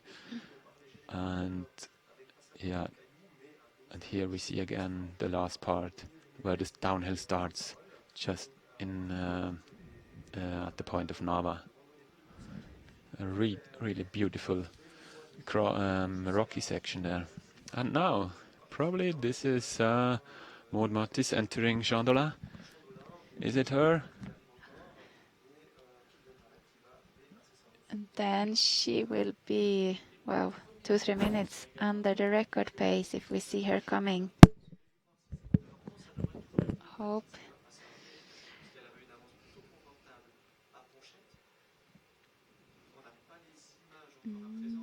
Back to the tourist race. Super nice images here. Yes. And can you imagine when the fast runners go here They just fly over this stony Yeah. area. Hope Oh, to see yes, that must be your soon. a purple T-shirt. We will see arriving here, and that will be Maud. And Yes. Anna Pirstova's record there is 1:20:55.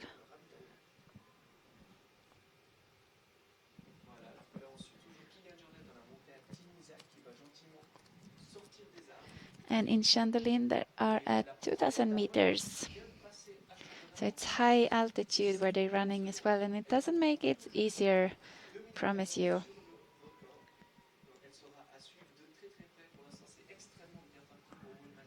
Now Maud was in Chandra. Yes. Let's see, and she was in 1:18:51. So 2 minutes off the record. yes, so that was 2 This minutes is here. impressive, Maud. So this is about the same pace as Anna Birchnerova had in 2008 from Ponche to Chandala. Yeah. So in this more, let's say, flatter part, she couldn't take more seconds, but still record pace. Yes. 2 minutes under record pace, right? Yes. This is so impressive, Maud. Maybe you are right. The records will be broken today. She's running past the aid stations, but I think that she has someone to give her a bit of water. Yes, she have a soft flask in her hand, which is good to refill a bit here. And yeah, we will probably soon see Kilian arriving to Tignosa, 2,180 meters. It's a little bit of climbing off the Chandelin as well. Yes, and the record mark for Jonathan Wyatt 2013 was 1:23:32 in Tignusa. Let's see what. The record was set 2003, right? Yes. Yeah. We won't have an intermediate time there, but maybe we can see from the video what he's able to do. Yes, more or less.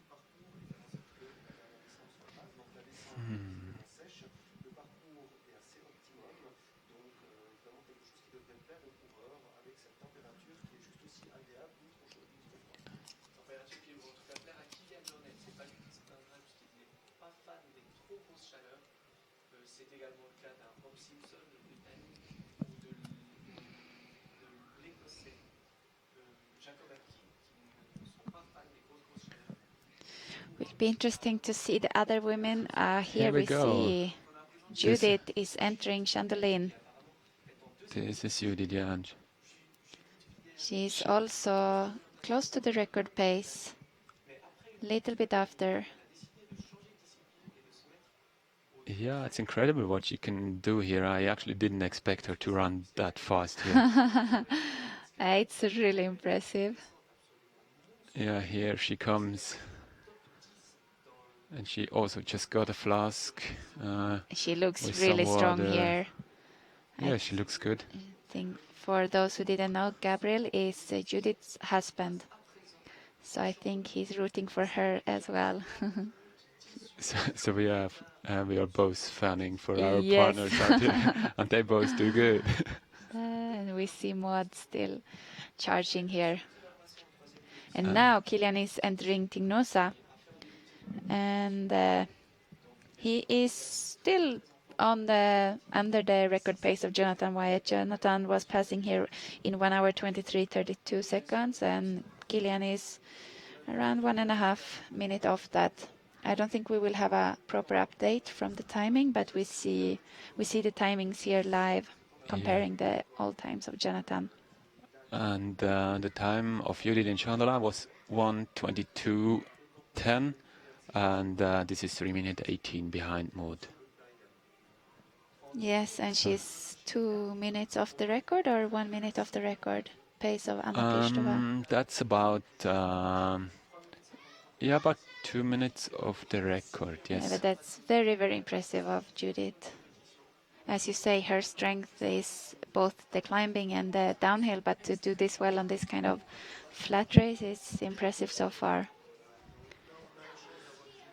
But maybe the hardest part for Judith will be now then, when it starts to be more runnable, or do you think she will manage it? She also likes to run flat and fast, Yeah. so I think she's a multi-talented runner, I would say. So she likes all the things, but I'm not sure how it is in comparison with the other runners. Yes.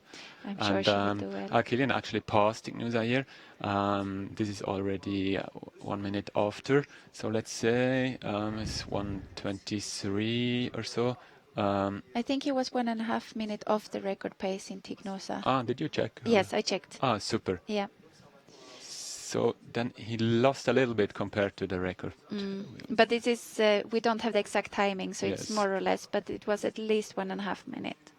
That's great, and that's I mean, we all know Jonathan Wyatt. He is a runner. He could also really run fast on the flat. Yes. So he was an Olympic runner for New Zealand in 5,000, 10,000 meter, and could run below 28 minutes. Yes, 10,000. very impressive. And here we see Sylvia Ambassador. She's third. She's doing a really, really impressive race. I'm so happy for her this season. She has been doing so great in Mont Blanc and Mont Blanc Marathon, and yeah, so impressed by her there.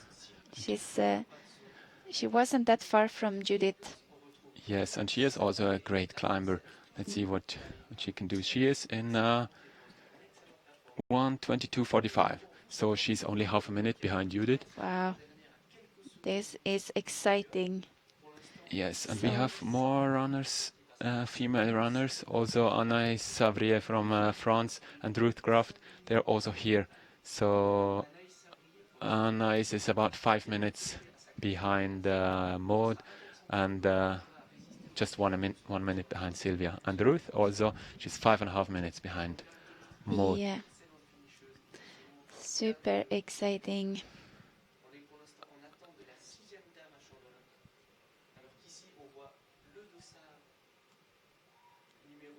And did we see the updates? We haven't seen Eliane from Norway, right? No, that's a good question, Emily. Let's see what we have here. It has been...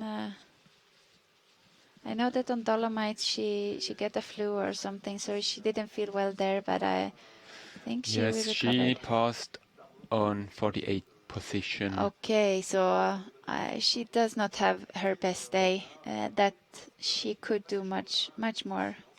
Yes. Something is not right there. And we see Ruth Croft here. She's looking super solid here. And knowing Ruth from before, this is the start of her race. From here, she will just push it. And I think that she will catch Sylvia and maybe even Judith. Will be. Yes, that's her part of the race here. Would be actually nice to see that they run a little bit together. Yeah. And push themselves. But it's hard both in the men and the women's race. It's a big gap. Yeah, at least Maud here, she runs in the middle of the strong men. Yeah. And those men here, they're not nobody. No. So you see here, Maud is making history. This is so impressive.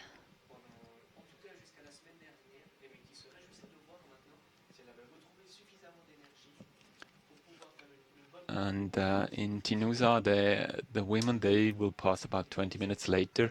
So we still have 15 minutes to go until we pass Tinusa. And by then, Kilian will already be at Hotel Wyson. And this is the climb we see on the right side on the ridge there, or we might see the Hotel Wyson. So it's still climbing up here to this little farm, and then there on the edge there is Hotel Wyson. Now I can see it properly. After Hotel Wyson, it's a little more climbing, then flat, and then the downhill begins. And yes, it's I'm so happy to see Kilian doing this good here. He looks so easy and comfortable, and yeah, history will be made today, I think. Yes, so this is a little downhill on this gravel road. Yeah. Before he has to go into a smaller track, and it's also a little bit a technical uphill before Hotel Weisshorn, and we hope that we also get some images from there.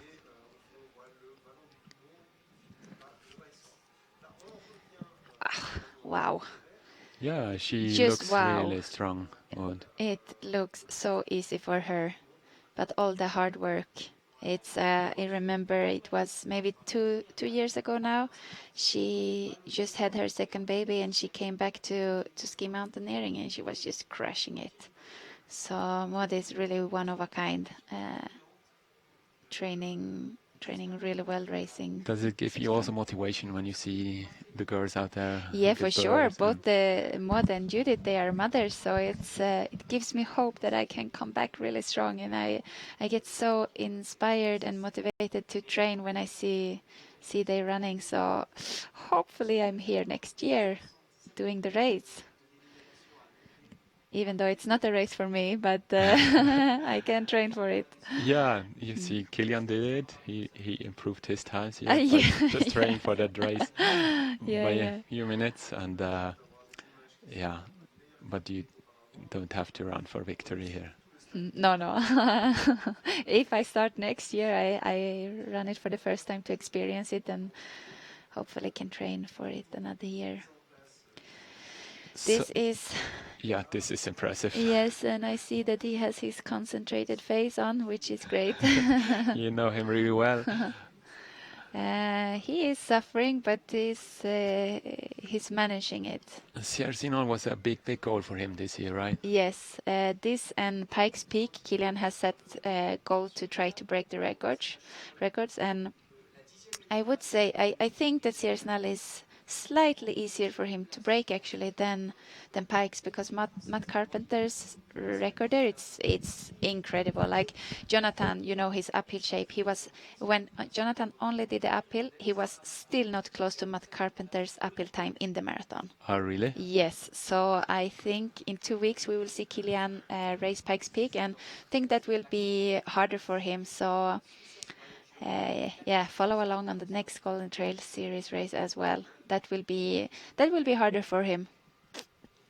Oh, great. And we also look forward to have maybe a few Americans there who can battle with Kilian. Yes. Maybe on their home ground. Hopefully he can have some strong uphill runners there. Here we see...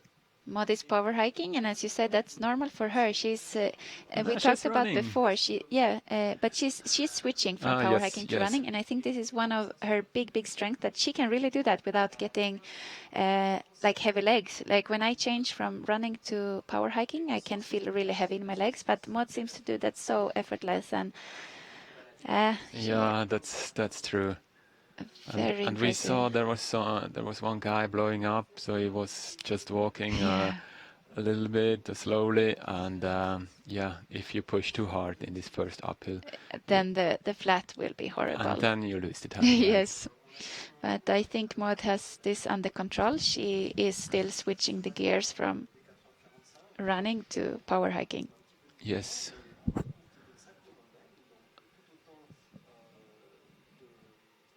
And we have more times from Chandala. So we have about, let's say, we have 17 girls in there. So there is on number 6, there is Simone Troxler. So she's still running strong. Yes, and she was third last year. Elisa Desco, she won the race already a few years ago. Oyana Cortazar, I'm really happy to see her here. She's a mother of 2 as well, and she has won Segama a few times. And this is a good race for her so far. And Azara Garcia, she's a very strong Spanish runner as well. She was second in the World Championship trail running last year. Here Good we race see from her. Jim Walmsley, right? Yes. Together with the who is Carrera, he with now? Juan Carlos. Yes. Juan Carlos Carrera. Juan Carlos. They have switched the place now with Mamo Petro, maybe. No, or are they probably still? Mamu Pedro is still in front. He Okay. had 2 minutes in Chandala. Yes. Correct. But they are running strong here, yes. And Interesting to see if they passed Teboho or if they are. yeah, that Tebo would be is. interesting to see. They were together with Abraham Philemon from Eritrea as well, Yeah. and from Teboho from Lesotho. Yeah. Yes, Yes, and Remy Bonnet as well. yes. Remy had a little gap. Yeah. So let's see.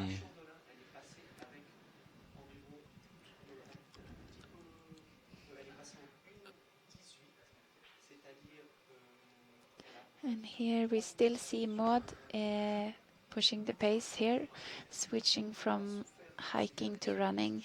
Yes, there are just 3 Spanish girls in a row from 8 to 10.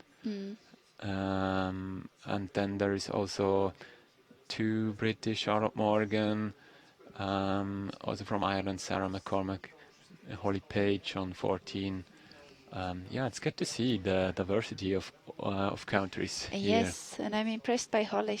Last weekend she did Tromsø Sky Race, which is not an easy race. It's 8 hours of technical running. So to change gear to this race, it's good on her. Yes, and now this is the last part on the gravel road for Kilian.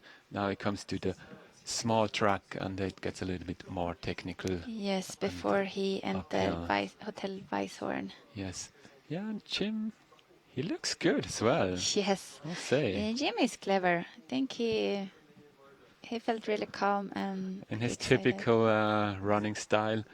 Yeah. He has the stride of a road runner. Yes. I mean, he runs ultras in that stride, right? Yeah. That's so impressive. It is.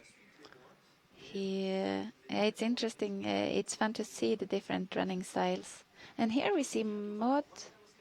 No, yeah, it's still Maud there. I thought it was Ruth Croft, but it's not.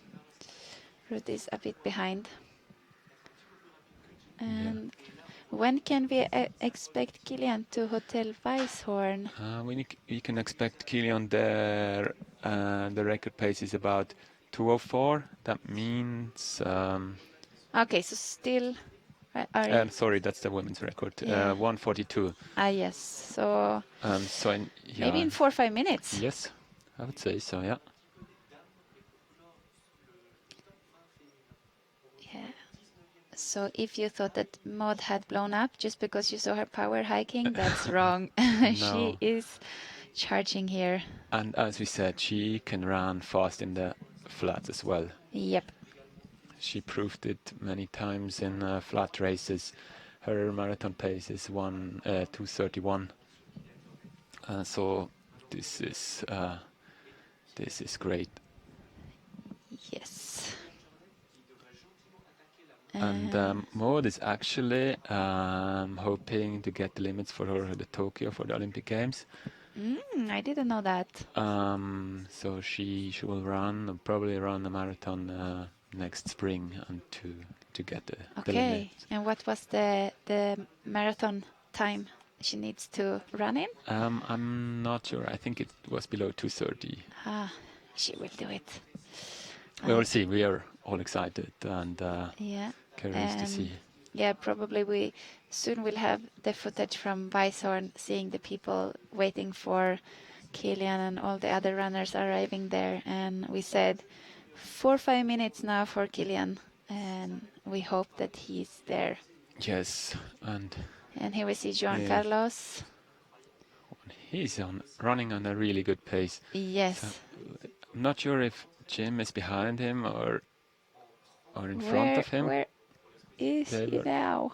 There is Jim. So he sets the pace here. Yes. Juan Carlos. But it's great. We have seen them switching places, and that's really helpful to have someone to switch places to push the pace with. Yes. So this must be number 3 and 4, Juan Carlos and Jim. And on number 2, we still think that there is Pedro Mamo running. We haven't seen him in footage yet, which is a bit strange if they missed him between Jim and Tebo. But let's see. And Juan Carlos. We're waiting. Yeah, this race is not only about victory, it's also really interesting to see who can make the top 10 here. Yes, I was talking to Jim, and he said he's just interested to see what he can do with the other athletes, like to see his strength, his weaknesses, and if he do, I think he would be really happy if he just do top 10, and I'm sure he will do, maybe even a podium for him. Yes, that looks, yeah, Possible, at but it's least. hard. Yes. But also for all the other runners, I think when you're in the top 10 at SierreZinal, you're just in the world elite, and you can be super happy. Yeah, that's for sure, as the field is so stacked. Back to Juan Carlos. If he's second or third, we don't know, but we presume that he is third, and that Petru Mamu is still in second place. But we will soon have the updates from Hotel Weisshorn. Until then, we enjoy this beautiful step. Looks very, very easy, yeah? Yes. So in Chandola we had 38 runners, or 39 runners in between 10 minutes. So 10 minutes after Kilian, after a race time of 1:05. So this is, yeah, quite big for the men's, and for the women. We'll see if we have Anna Pistova's time in Tingnusa as well. Yes, Tingnusa, she had 1:41:30. Okay, So she just passed Tingnusa right here. Did Maud just pass? Yeah, I think that's just Okay, right yeah. after. So So she's yeah, Maud is still definitely, at least two minutes under the record. yes. Still. Wow. That's Just impressive. wow. So in Chandola we had only about 10 women in 10 minutes after Maud Mattis, and about 40 men. So this level for the man is really tight.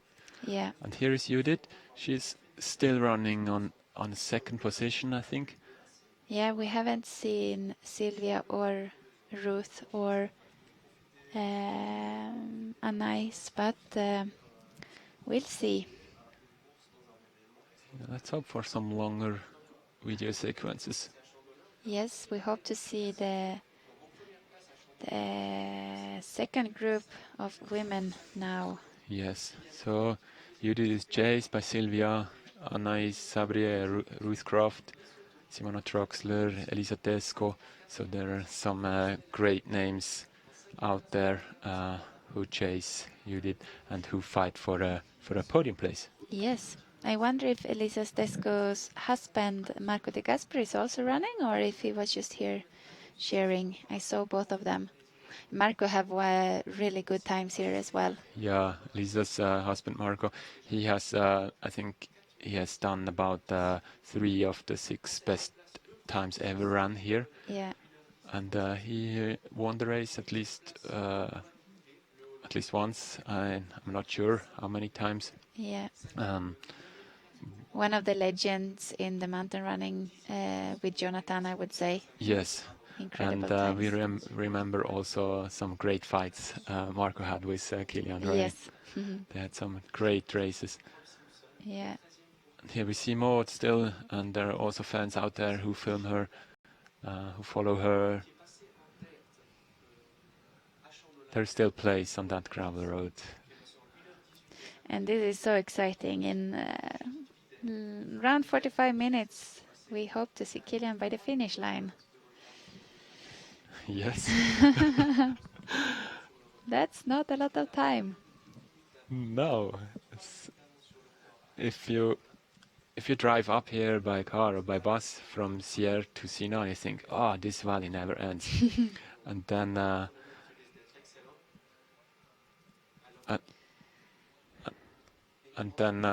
you just see the runners who do that in 2.5 hours. That's so incredible. Yes. And we got the intermediate time. Here we see Kilian. From Kilian, he just passed Weisshorn. So wow. This is Weisshorn, and now we have this really nice view up there. So he still has to climb after Weisshorn. he passed in 1:42:35. So that's let's see. That's a little bit behind the record of Yes, of Jonathan's record is Jonathan. 1:42:11. Yes, but you know, The from downhill. from We said here, that. Jonathan lost a lot actually Yeah. compared to the other times.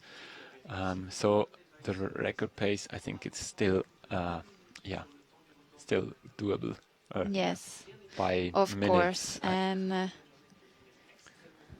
he still looks fine. I get some pictures also, and he looks good. They say he's on record time, but 1:20. Yes, yes. So the calculated record time for which I did was still 3 minutes slower. So Yeah. he doesn't even need to push fully on the downhill. No, and Otherwise, it's 25 seconds, 24 seconds after the record. yes, and we don't want that Kilian beats the record by minutes, right? It gets even harder for him to beat it Yes. again. It looks good here. It still Yes. looks comfortable, but he starts to look behind him. So here we are around 2,400 meters above sea level, so the air is also a little bit thinner. And we have the intermediate time of Pedro Mamu. He is just 1.5 minutes behind Kilian, so he has some pressure behind. Yes. So, but Super interesting. yeah, he might have seen Pedro Pedro, when he yeah. looked back there around the corner. That's possible. Mm. And here, this path here is just so beautiful. Yeah, and we saw that Kilian was still climbing, but soon he will reach a flat section, and then it's kind of only downhill to the finish line, and he can really run downhill fast if he wants. And even though you are tired, downhills are still possible to run really fast, I would say, and hope that he can make a good one there. Yes, and I think when Kilian trained the uphill, he also trained the downhill, right? Yeah. So, and where you live in Norway, it's also some technical downhill, right? So There's not any run that are non-technical, I would say. Non-technical runs in Norway, you need to run on the road. nice. And here we see that it's not really technical, so it's not rocky, it's a smooth track. It's a nice single track, so that also the mountain biker can follow here with the camera. There is just one part where it is difficult for the mountain bike. Yeah, so Pedro Mamu took some minutes. Yeah, so it was still Pedro Mamo that was in second place, and we will probably soon see Jim and Juan Carlos passing Wyson as well. It will be interesting to see if they lost or gained or stayed the same time behind. So in Ponchet, Pedro had 2 minutes on Kilian. In Chandala, it was, let's see, still 2 minutes, and now it's 1.5. So it just took 30 seconds on him. Yeah. And still no update from the third and the fourth guys.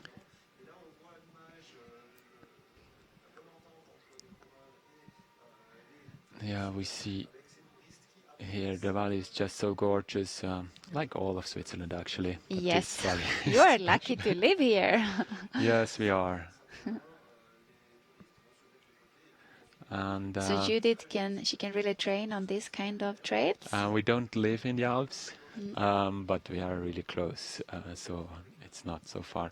So and now Kilian just passed the highest point. Already. Yes, as you see now, it's this is good. This is fast running downhill. Yes. Good. That was actually Marco de That was Gasperi, Marco, right, yes. Lisa Desco's husband.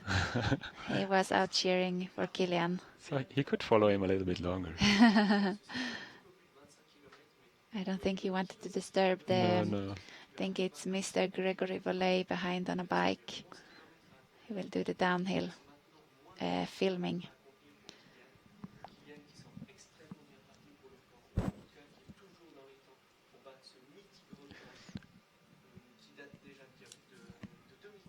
Emily, we know that SierreZinal is so famous, and how important is that race for the international trail running calendar? As you say, like it's a legendary race, and I think everyone wants to do it in their lifetime, and for sure, I'm one of them. I have been wanting to do SierreZinal for long, and it's a prestigious race that attracts many runners from the various road, mountain, trail, sky running races, athletes. Yes, that's definitely. We see the diversity of runners here. They're from all over the world. They have different strengths, uphill, downhill. They are flat runners, ultra runners, so sky runners. So it's really exciting. And now this is now the highest point. It's a Nava. little uphill here. Yes, and it goes slightly downhill now to the next refreshment station. Yes, which will be in Nava, right? Yeah. Barneusa, and then he will start to pass also the people from the tourist category who started 5 hours earlier. Yeah, it starts already here. I hope they. And it's also good for them. They see all the leaders passing them. You cannot have that in every race.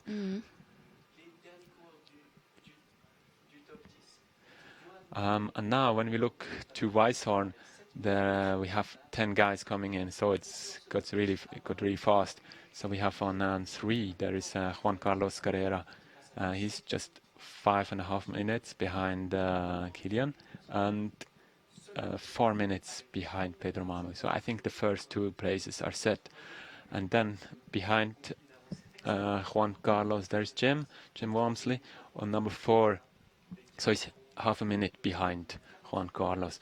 And Yes. I'm curious to see how Jim can run in a downhill here in the little bit more technical terrain. Yes, it will be very interesting this, because 40 seconds to Juan Carlos, it's still 40 seconds. Juan Carlos is, as we said, he have the 5th best time here.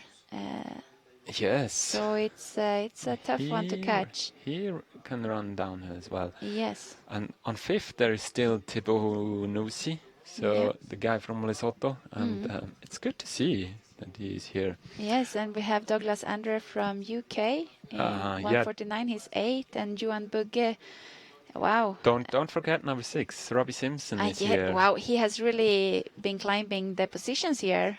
Yes. 149, he was not even top 10 before, but now he's climbed to 6th position. Yes. 149, that's only 1 minute behind Jim Walmsley. Exactly. And then it's also Remy.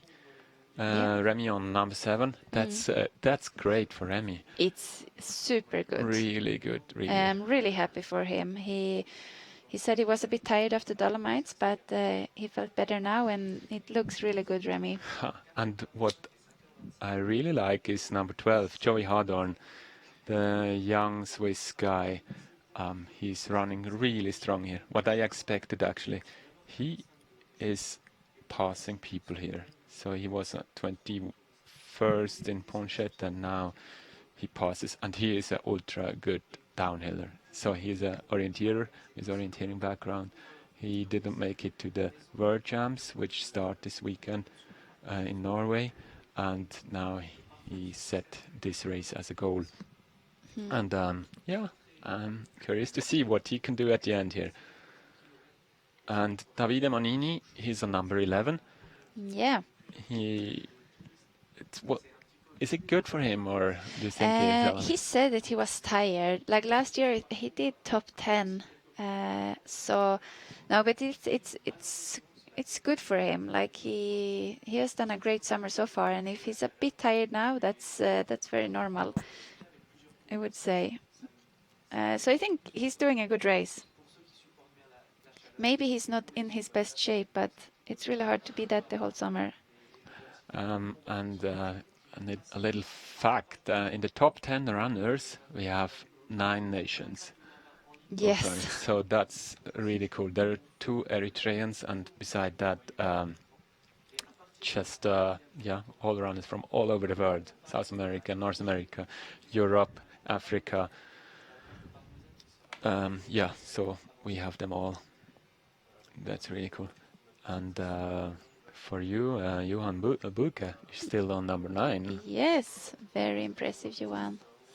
And I see between 10 and 20 there are some more Swiss. So there is also Stefan Lustenberger, Stefan Wenck, Dominic Rolli. So that's really cool.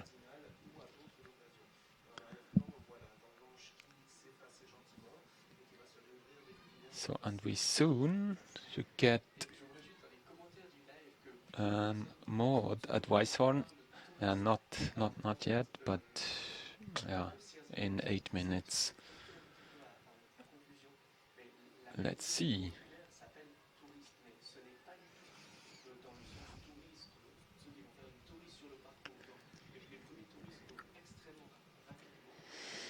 Okay, so for the women to Weisshorn, we still have a little longer. If we look at Anna Pistova's record time, she was there in 2:04. So in 8 minutes, 7-8 minutes, we hope to see Maud Matisse and the other top women, Judith, Sylvia, pass Weisshorn.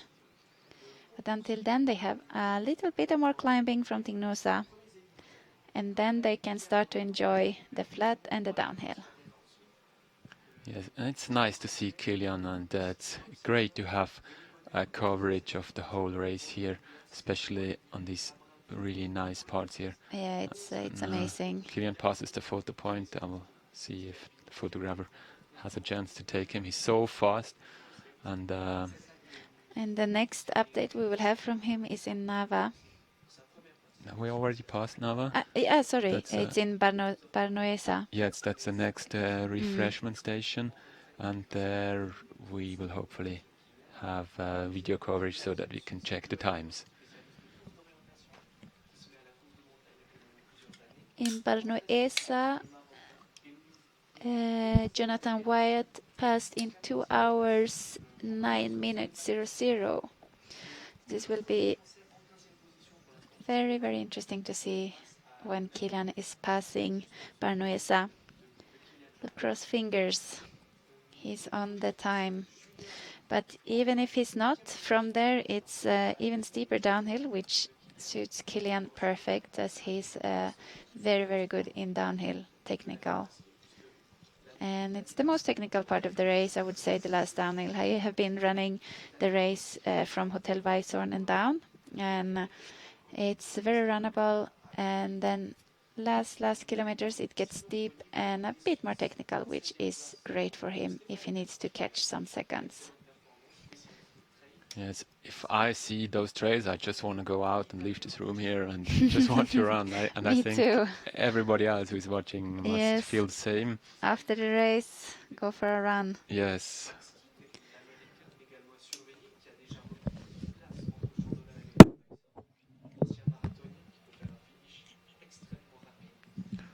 And here now we see Kilian entering in this little valley.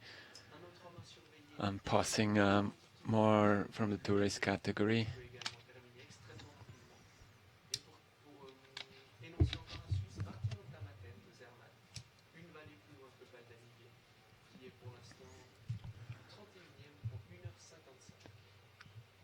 So there are already 42 men who passed Weisshorn, and they have 15 minutes. They're 15 minutes behind Kilian at the moment. So, and there, yeah, it's nice to see all those names there. And Mark Lauenstein is still in 37th position. It's great to see him, that he's back running. And Robert Thurum, the last year's podium runner, he is on 44th position.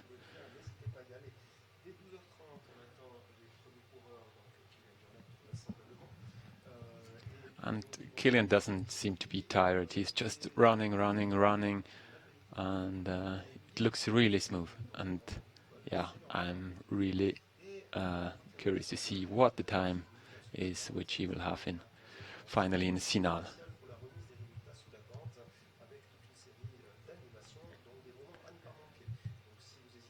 And we also hope that we get some images from the women, from Maud Mattis and the following girls.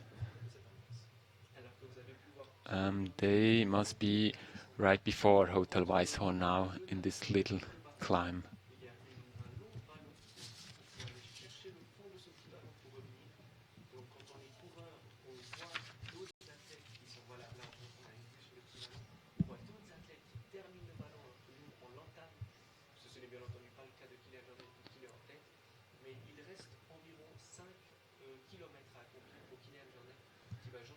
And when we had 9 different countries in the first 10 men, we have in the women's class we have 5 countries, and there are 3 Swiss, there are 3 Spanish women, there are 2 Italians, 1 French, and 1 from New Zealand. So the Europeans are really strong here in the women's class.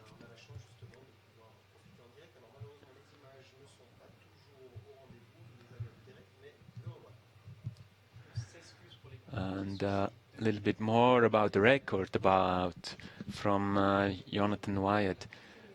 He was at Weisshorn about 30 seconds faster than Killian is now, but he was 5 minutes faster than Killian 2 years ago or last year. So now Killian is 4 minutes faster than his time in 2018. So if he runs the pace he ran last year, so we can expect a time of about 2:27 or even lower. So I think he will push the downhill fully through, so that he can really that he can make sure that he make the record. So my bet is on 2:26:45, I would say, and yeah, that would be about 2.5 minutes faster than Jonathan Wyatt. And here we go. Here is Maud at Weisshorn. She passed in, let's see, in 2 hours 00. That's a great pace. 2 hours and 43 seconds. Yes, that's really strong. Here we had the record pace of 2:04, so she's 3.5 minutes below record pace. That's incredible, really incredible. Wow, more. That's.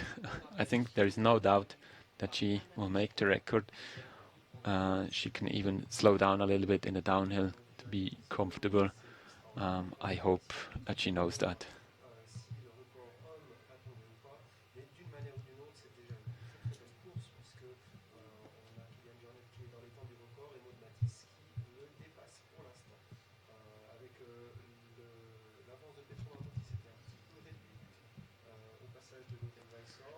And let's wait and see and what the other skiers are doing here. So in Chandala, Judith was about 3:18 behind, and Sylvia about 4 minutes.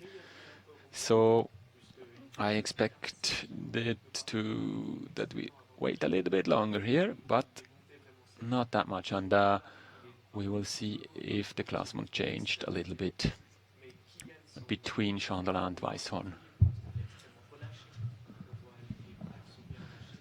Maud is back in the power hiking mood, and yeah, she changes running, hiking, and yeah, up here the air is thin, 2,400 meters above sea level. it's not nothing. But Maud trained a lot with high altitude, and she's used to that. And she will also race Pikes Peak in 2 weeks, and she wants to break the record there. That's the next goal she has. And with that race and the last race in the Dolomites run, she will have 3 races in the Golden Trails World Series, and so then she will make it to the final, which is in Nepal in October. That's definitely, if she finishes all those races, it's no doubt.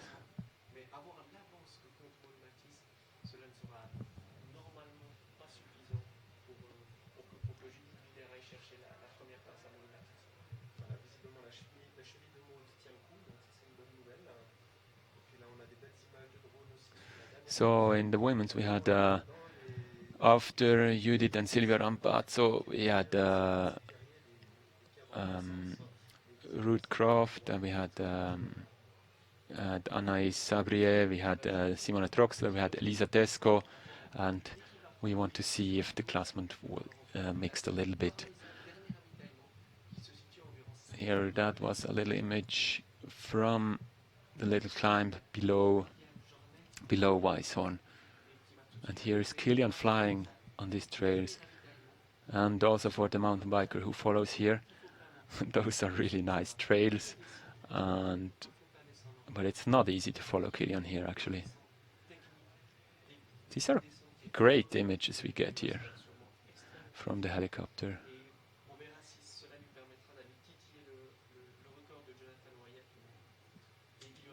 Yes, and we see the town of Zinal there at the end of the valley. It's a beautiful ending of the valley here with a nice river, the big 4,000 meter peaks around. It's so cool.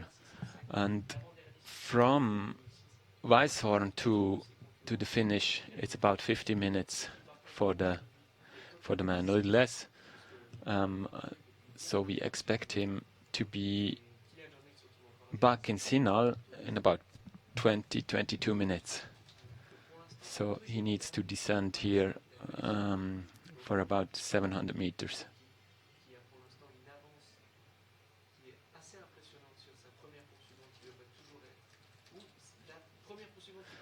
That's a little rocky section here.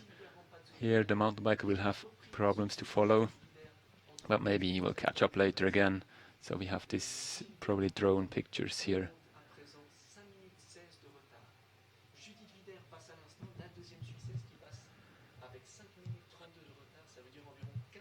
And now we got the times from Weisshorn. Sylvia Ambassador, she passed Judith, and they both run more or less together with 5 minutes 16 and 32 behind Maud Mattis.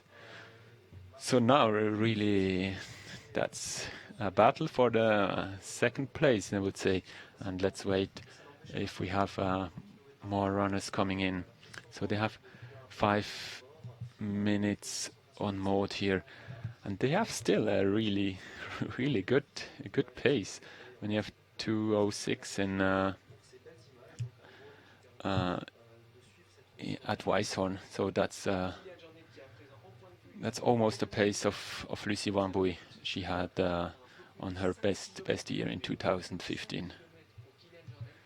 And if we compare the fourth place Ruth Croft had last year, she passed here at 2:12. So compared to last year, this is great result, and I think also Ruth Croft will pass below her time from last year by some minutes, definitely. They're still the only ones who have passed.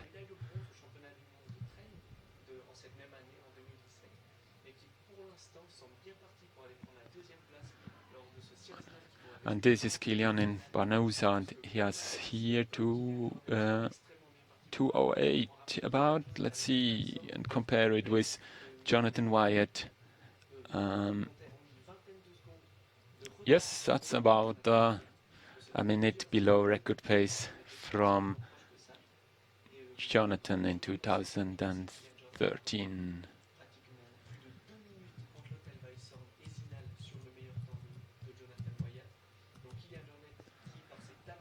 So we have no timing out here, so this is just about from the images, but yeah, Killian is clearly running below record pace, and he will definitely take some minutes in the last downhill to SierreZinal.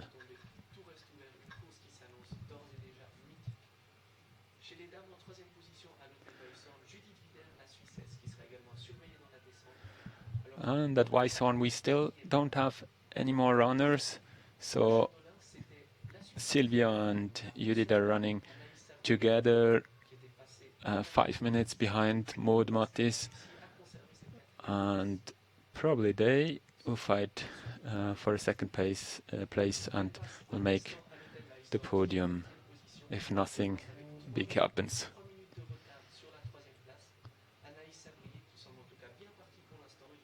Here we got live images from Maud. She looks strong.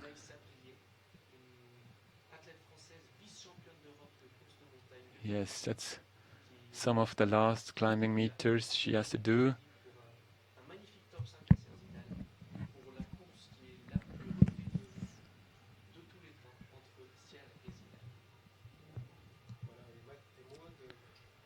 So we have the fourth runner in the women's class who passed Hotel Weisshorn. It's Anaïs Savrier, and she is 3 minutes behind Judith on position 4. So this is good to see for Judith and Sylvia. So 3 minutes is still a good gap.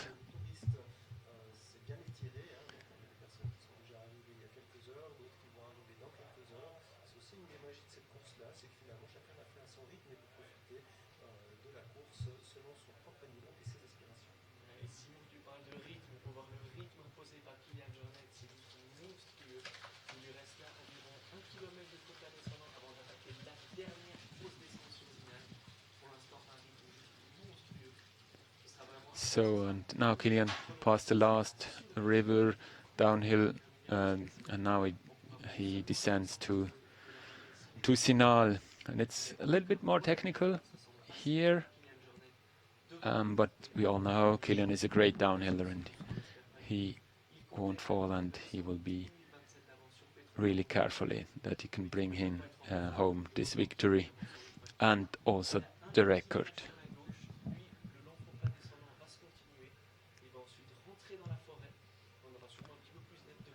We also got Ruth Croft passing Hotel Weisshorn, about 5.5 minutes behind. Oh no, sorry.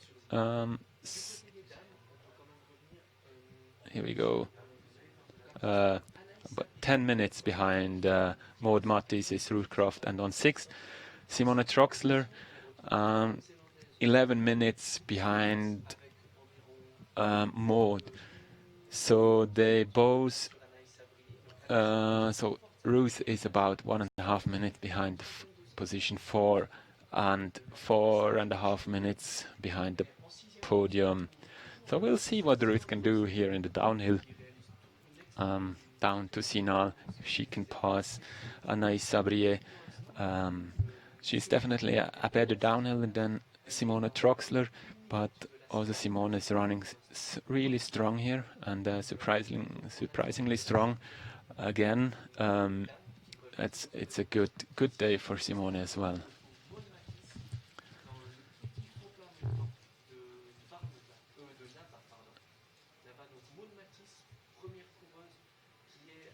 Yeah, Maud does just a really great race here. It's incredible to see, and she's so much below record pace, and she will definitely finish that.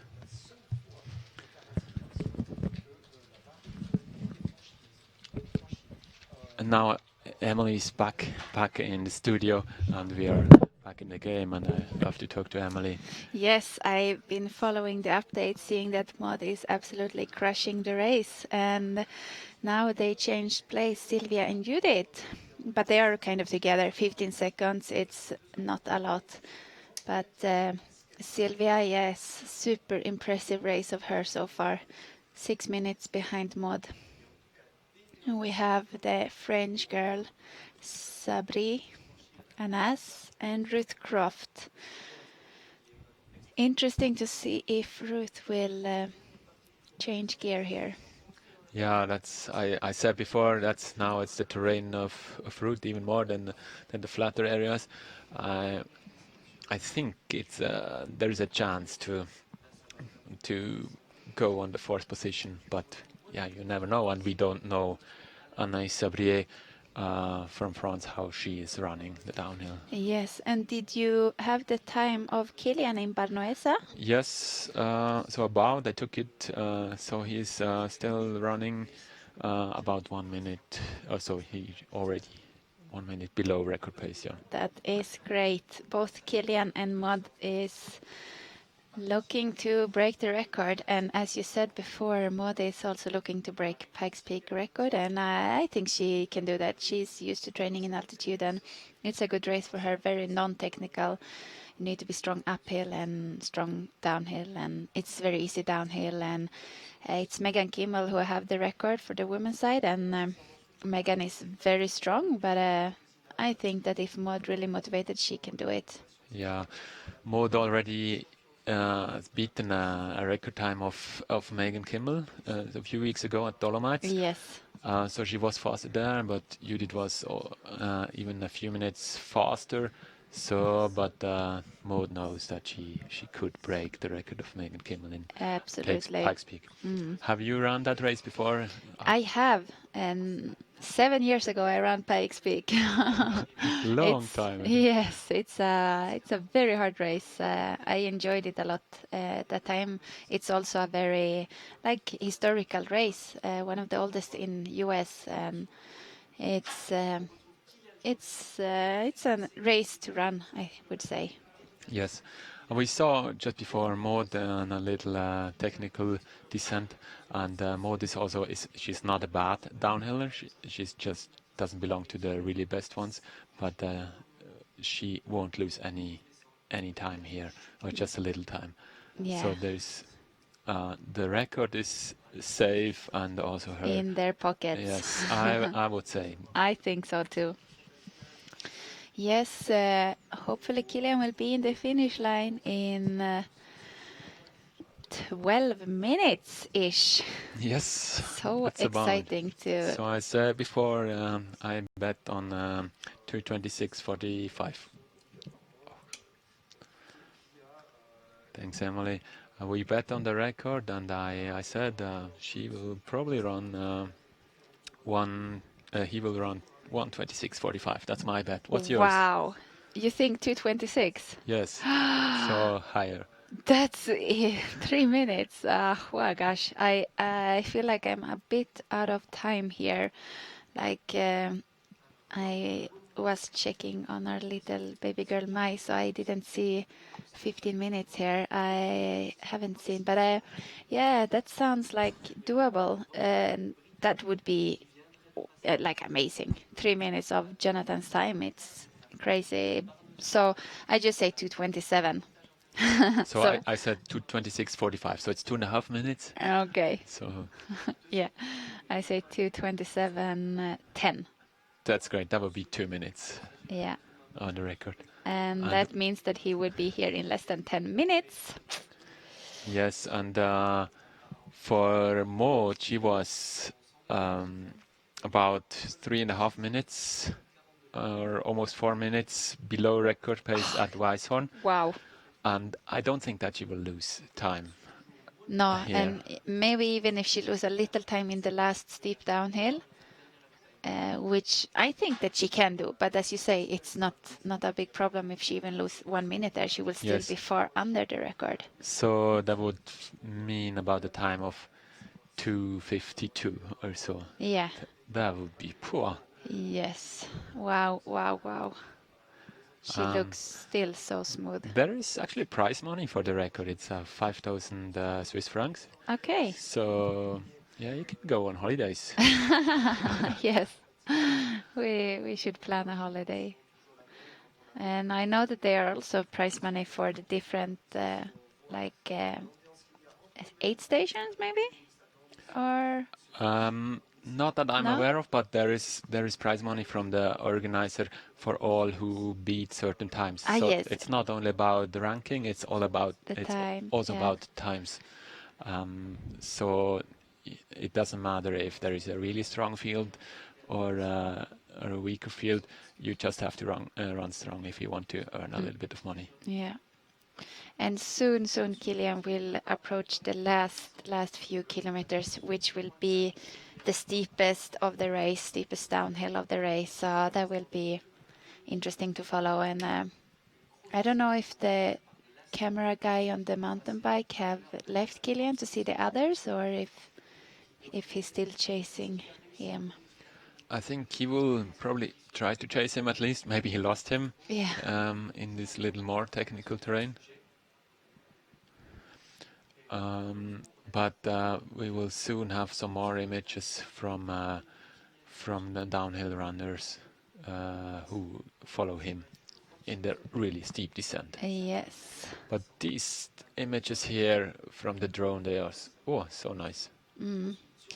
And still to Weisshorn, it's only 6 ladies that has been passing, as far as I know. Yeah, now 4. There's already 15 minutes behind Maud Matti, so it's... Yes, and 7 is Ollana Cortazan, and she's taking positions, and she's doing a very impressive race from Spain.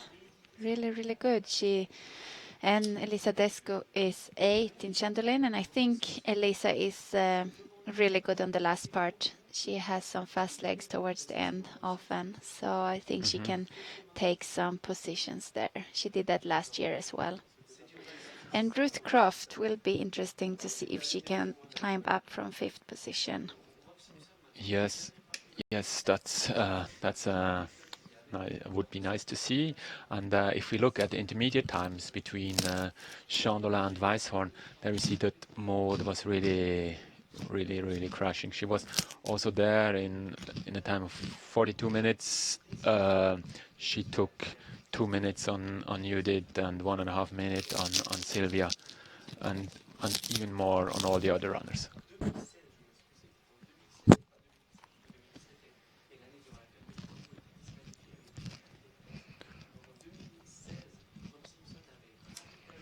Sorry, I thought it was...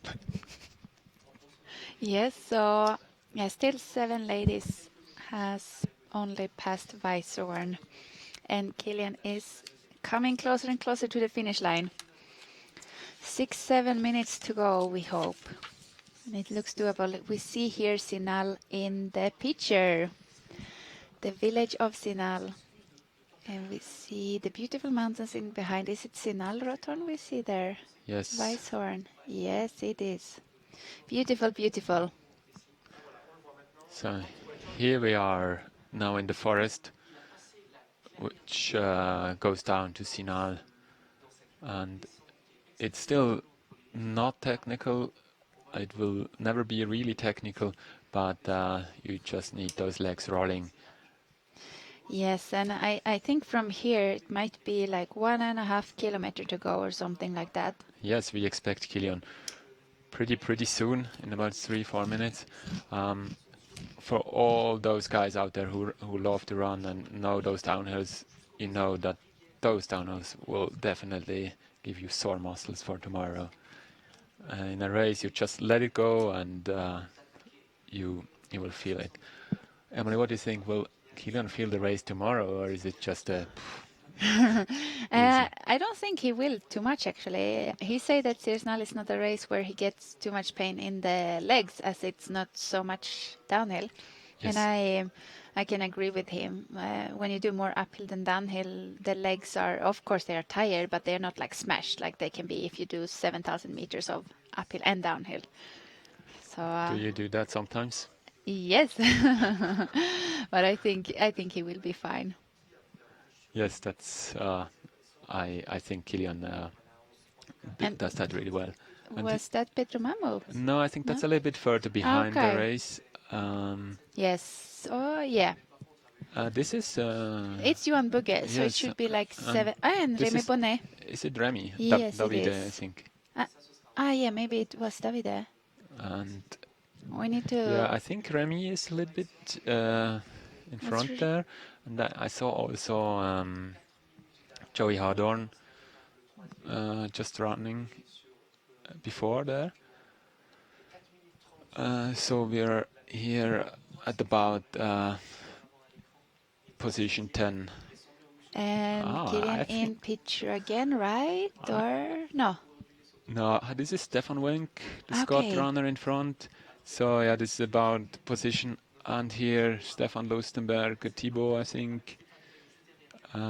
Yeah. And I think Joey Hardorn is going for a top 10 place. Yeah. That's really nice to see. I'm happy. Great. And yeah, it's in that field.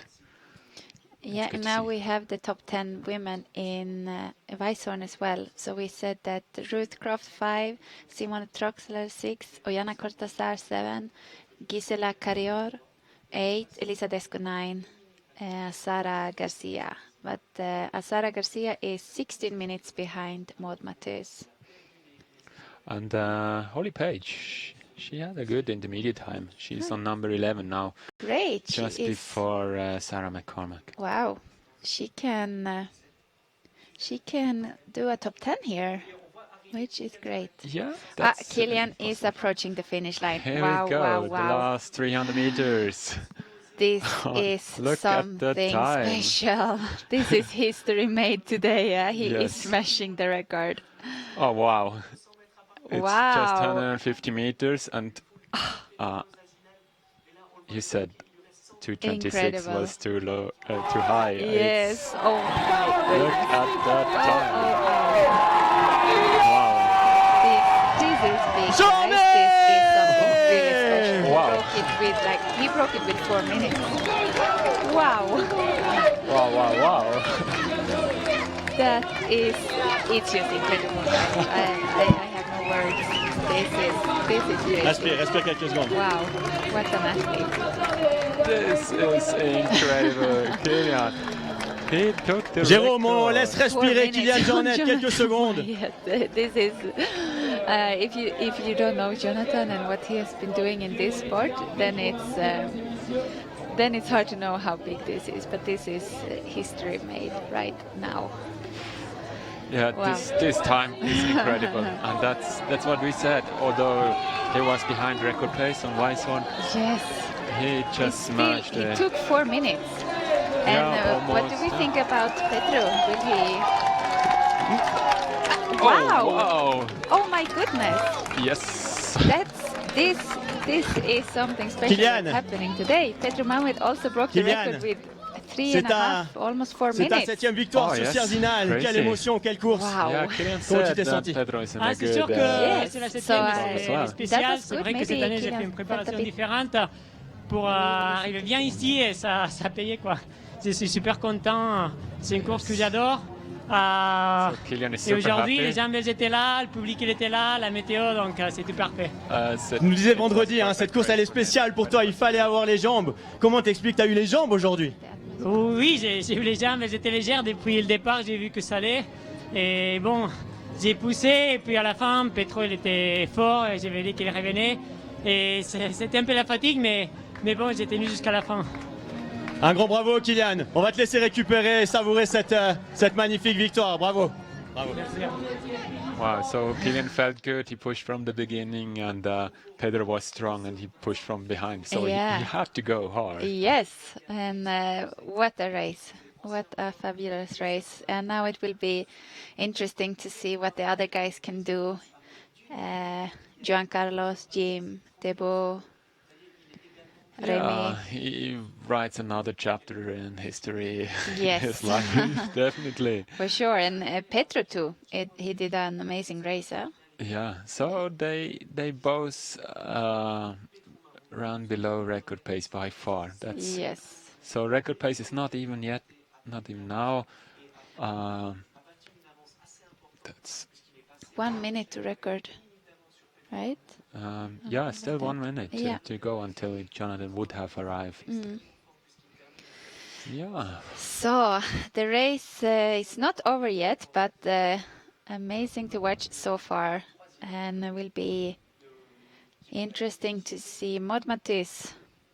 And if those guys run below the record pace so far, so then we will have a lot of guys who can be below 35. This Yes, the problem is I only think it's it's in a- down. Yeah, so it's really it's for me.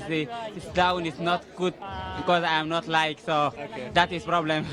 Thank you, Petro. Thank you. Congratulations. Petro Mamou, hein, qui nous explique, il a tout donné. Kylian était trop fort aujourd'hui. Il a vraiment donné dans les derniers mètres, également en descente.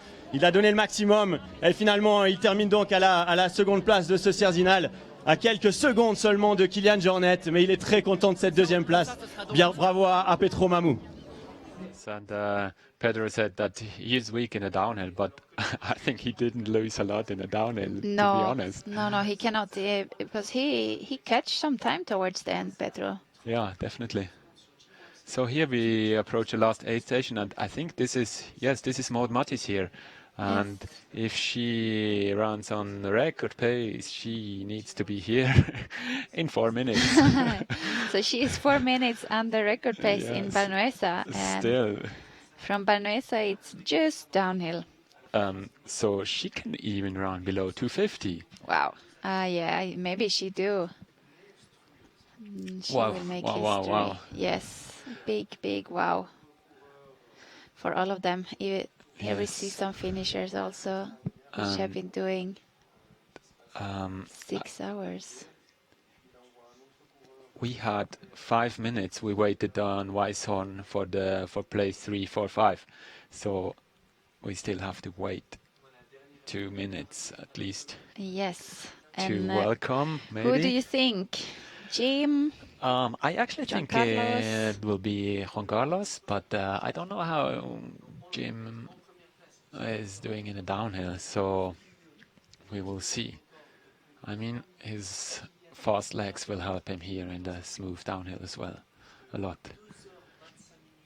And then we had on 5th we had Tebeohu Nusi, Rob Simpson 6, Remy Bonnet 7, Andrew Douglas and Johan Buge on 9, and then Abraham Philemon.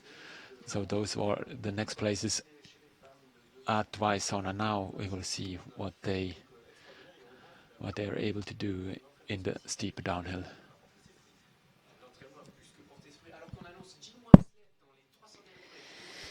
Okay, have we some more footage here? Emily, how is it when you run into the finish, when you have a crowd who's cheering for? Here he is, Here Juan we Carlos. see Juan Carlos.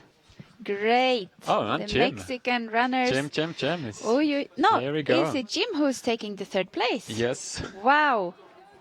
That is so impressive by great. this American And runner. Look at the pace. That's great. That's a great time. 2:31:52. For his first race, it's amazing. Yes. I think that's about the fastest time Kilian had ever before. Yes, and yeah, he really gained some time after the climb. Yeah, so he was on Kilian's pace, which he had last year on his fastest race. So that's a big bravo for Jim. Good Very job. good. And I think he will come back next year, as he said, Yeah. and then he will try to beat the record, but the record got a little bit harder to beat now. Et Jérôme, je suis avec Jim Wormsley qui donc termine le 3e de la course homme. Hi Jim, it was your first time here in SierreZinal. You finished 3rd. What's your feeling? It's a really positive takeaway today. The Kilian Petro just ran away early on the steep uphill, and it was just a risk on my first try I wasn't going to take. And happy with how the day went and how I finished, so I'll be back next year.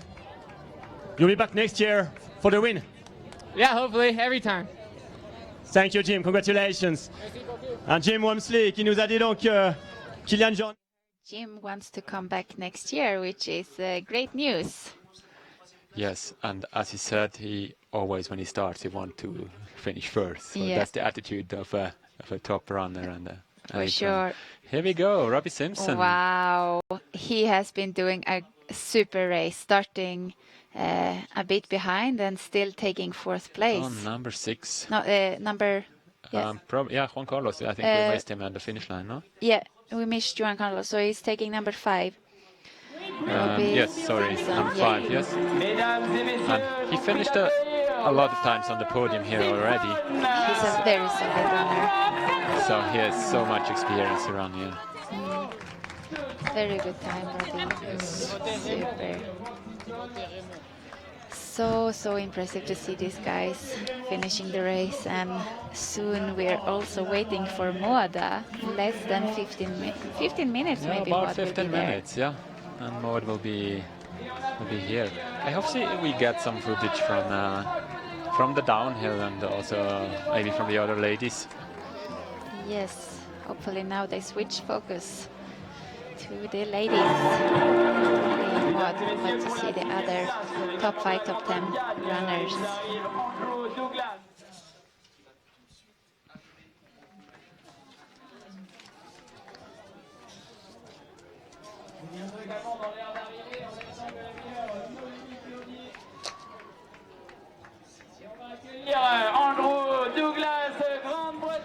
Here we go. Andrew Douglas, the next Wow, British runner. that's what you said, no? That he would do top 10. Yes. And here we go. This is Joey Hodorn. Look at him. Wow. Going full speed. That's a really, really great result. I knew that he can run downhill. So, wow. Amazing. He will be 7. He just passed about 5 runners from Otto Weishorn down here. Wow. So he can. I knew that he's technical runner, but he's suffering. You see, I think he's cramping. The length of the race is still really long for him. He's not used to run more than. Ouch! He's not used to run more than 90 minutes and 2.5 hours. Wow. Does he have just someone long. chasing him? No, I don't think so. It's hurting. Yeah, it's hurting for him. But he is. Wow, can you imagine this feeling? But wow, this is future of trail running. Yes. And the orienteering, we must say. Wow. He's such a strong runner. Wow. Impressive. And he is one guy who can push himself to the limits. I mean, everybody else would stop if he was cramping like that. Oh, wow. You see the pain there. It's cramping in his leg. Wow, 2:36. That's But if it's if it's something that orienteers can do that I learned, it's to really push themselves to the limit. Yeah, I think this is one. Oh, here comes Remy. 2 Swiss guys. Yes. This is a great race of Remy. Very happy for him. Yeah, he runs a little bit smoother than Joey. Yeah. First time Remy is running this race. Yeah, he wanted to run it last year and then he got injured after Sagama. Yeah. So he couldn't run it. So welcome Remy to SierreZinal. Good job. Amazing, Remy. 8th position, and as you say, to be top 10 here, you're a world-class athlete. Yes. It's really amazing, and we're waiting for Nosy Tebo as well. Yes, where is he? We lost him. They should finish really soon. Here we go. That's him, the black one, black shirt. And here, Davide! Yeah, Davide, top 10. Great. He said that he was a bit tired, so I think he's super happy to finish top 10. Number 10, Davide.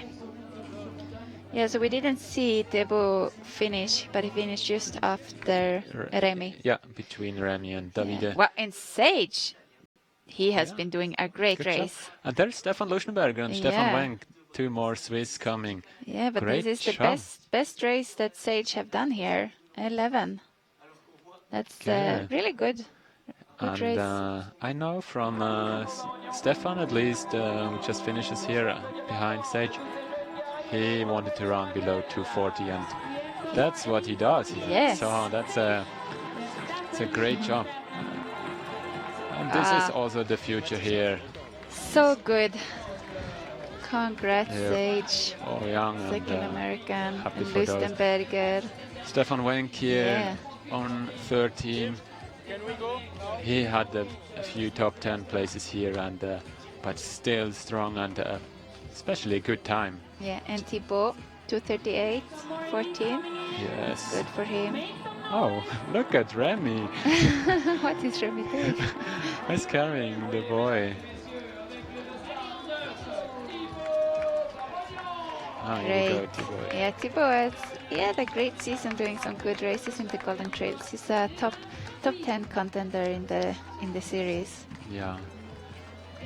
If you want to earn points for the Golden Trail series, then you don't have to run SierreZinal, right? Yeah. It's not too great. Ah, here And we Johan go. Bugge, 15. First Norwegian.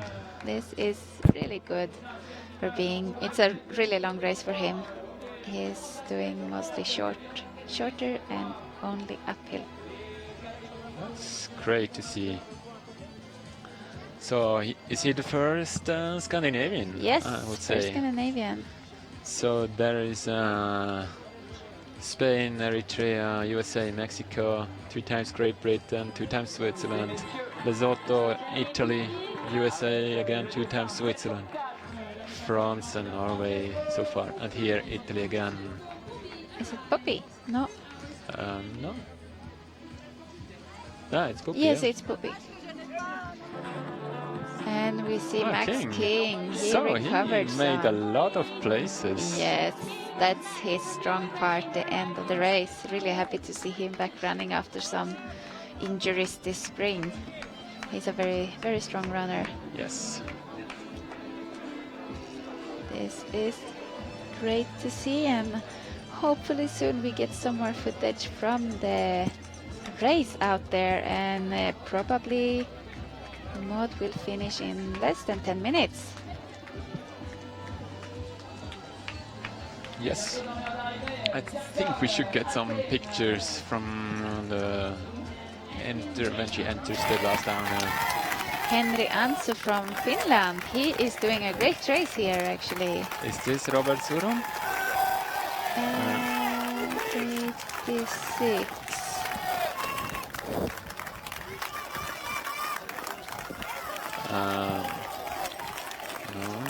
No. Is it Lucine? I can't tell. We need to see. Jakob Adkins just finished 19th place. Okay. 90th place for the European champion, Jacob. Yes. The young UK runner. This is not even an elite runner.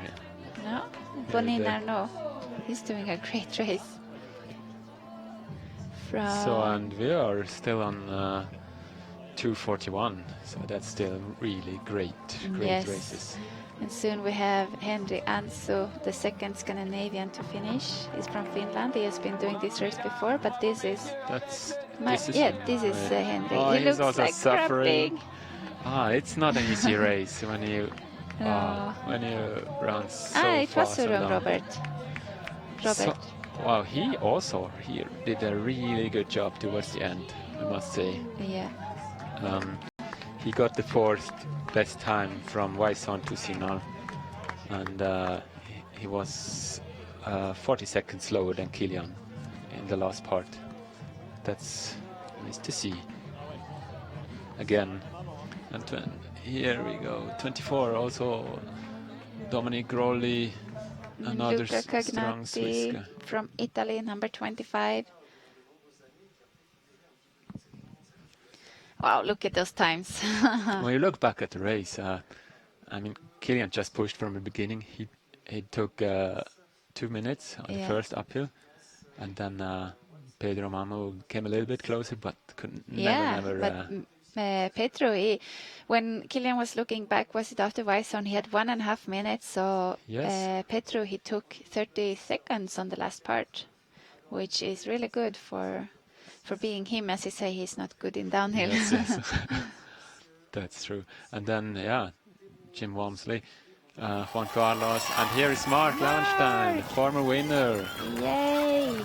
Go Such Mark. a humble and experienced person. Yes. And former orienteer as well, right? yes, and we must say he also took a lot of places in the last Yeah. part. He was around 50 at the beginning. Yeah, I think he played his cards really smart. Yes. And it's great to see Mark back after some months of injury. And the time is still good. Yes. Really. Number 30. Great, great, great. Yeah, it's good to see that Mark is here. So let's go to the women. Yes, Reggie women.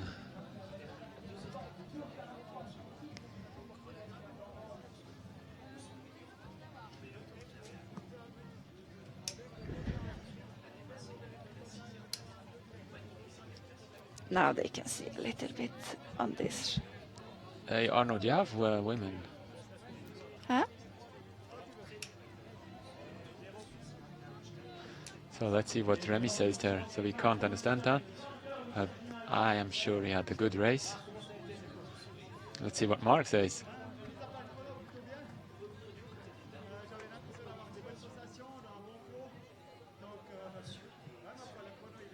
Mark, he's a full-time dentist and he just loves running. And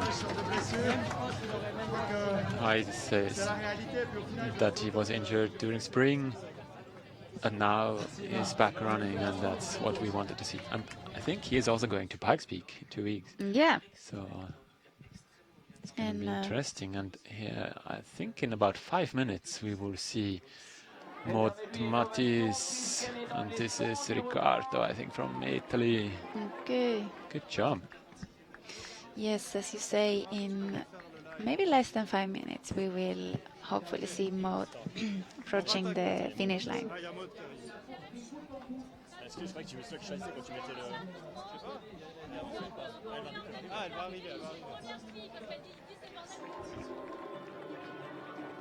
I will see if I have some background information about the ladies.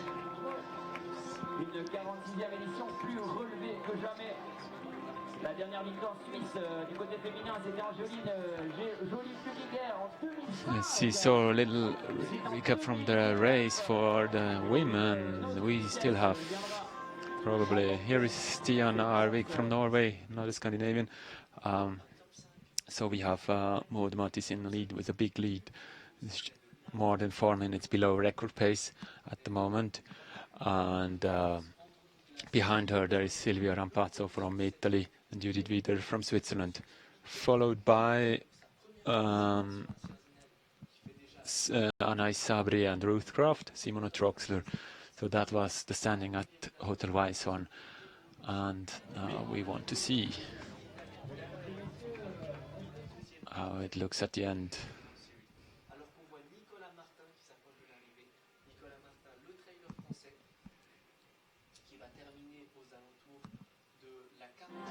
Yeah, there's a lot of suffering on this course. It's not easy to run.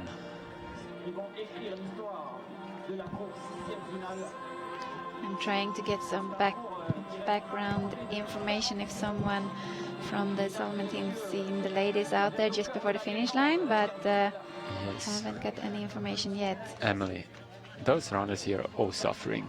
Why do they do that?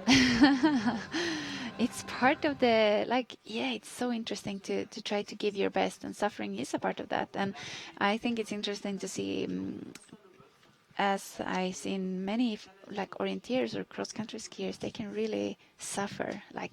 They can suffer so much, and that's an art to be able to suffer. Yeah, definitely. I mean, when you name the orienteers or cross-country skiers, they have some time trial competitions where they have to run on their own, and you just have to push it. Yeah. But I think when they run in the finish line and they suffer all year, they say, oh no, never again, Yeah. never again. And then the day after, they say, it was a good. Yeah, but it's amazing to see what you can achieve, what the training can lead to. It's so rewarding. Yes.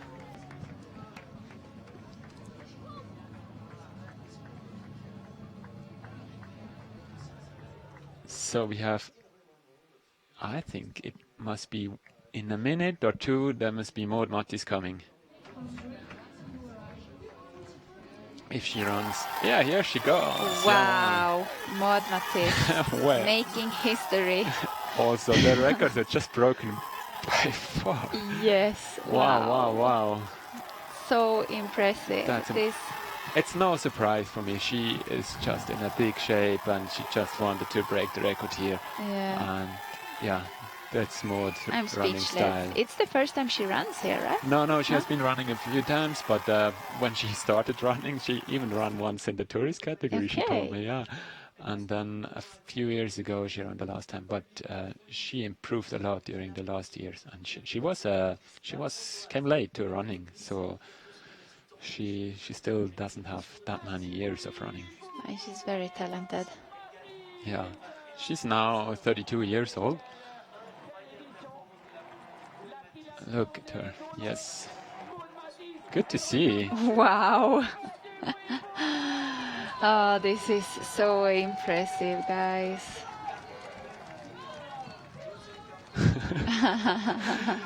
Yeah, she doesn't have to hurry for the record. No. Wow.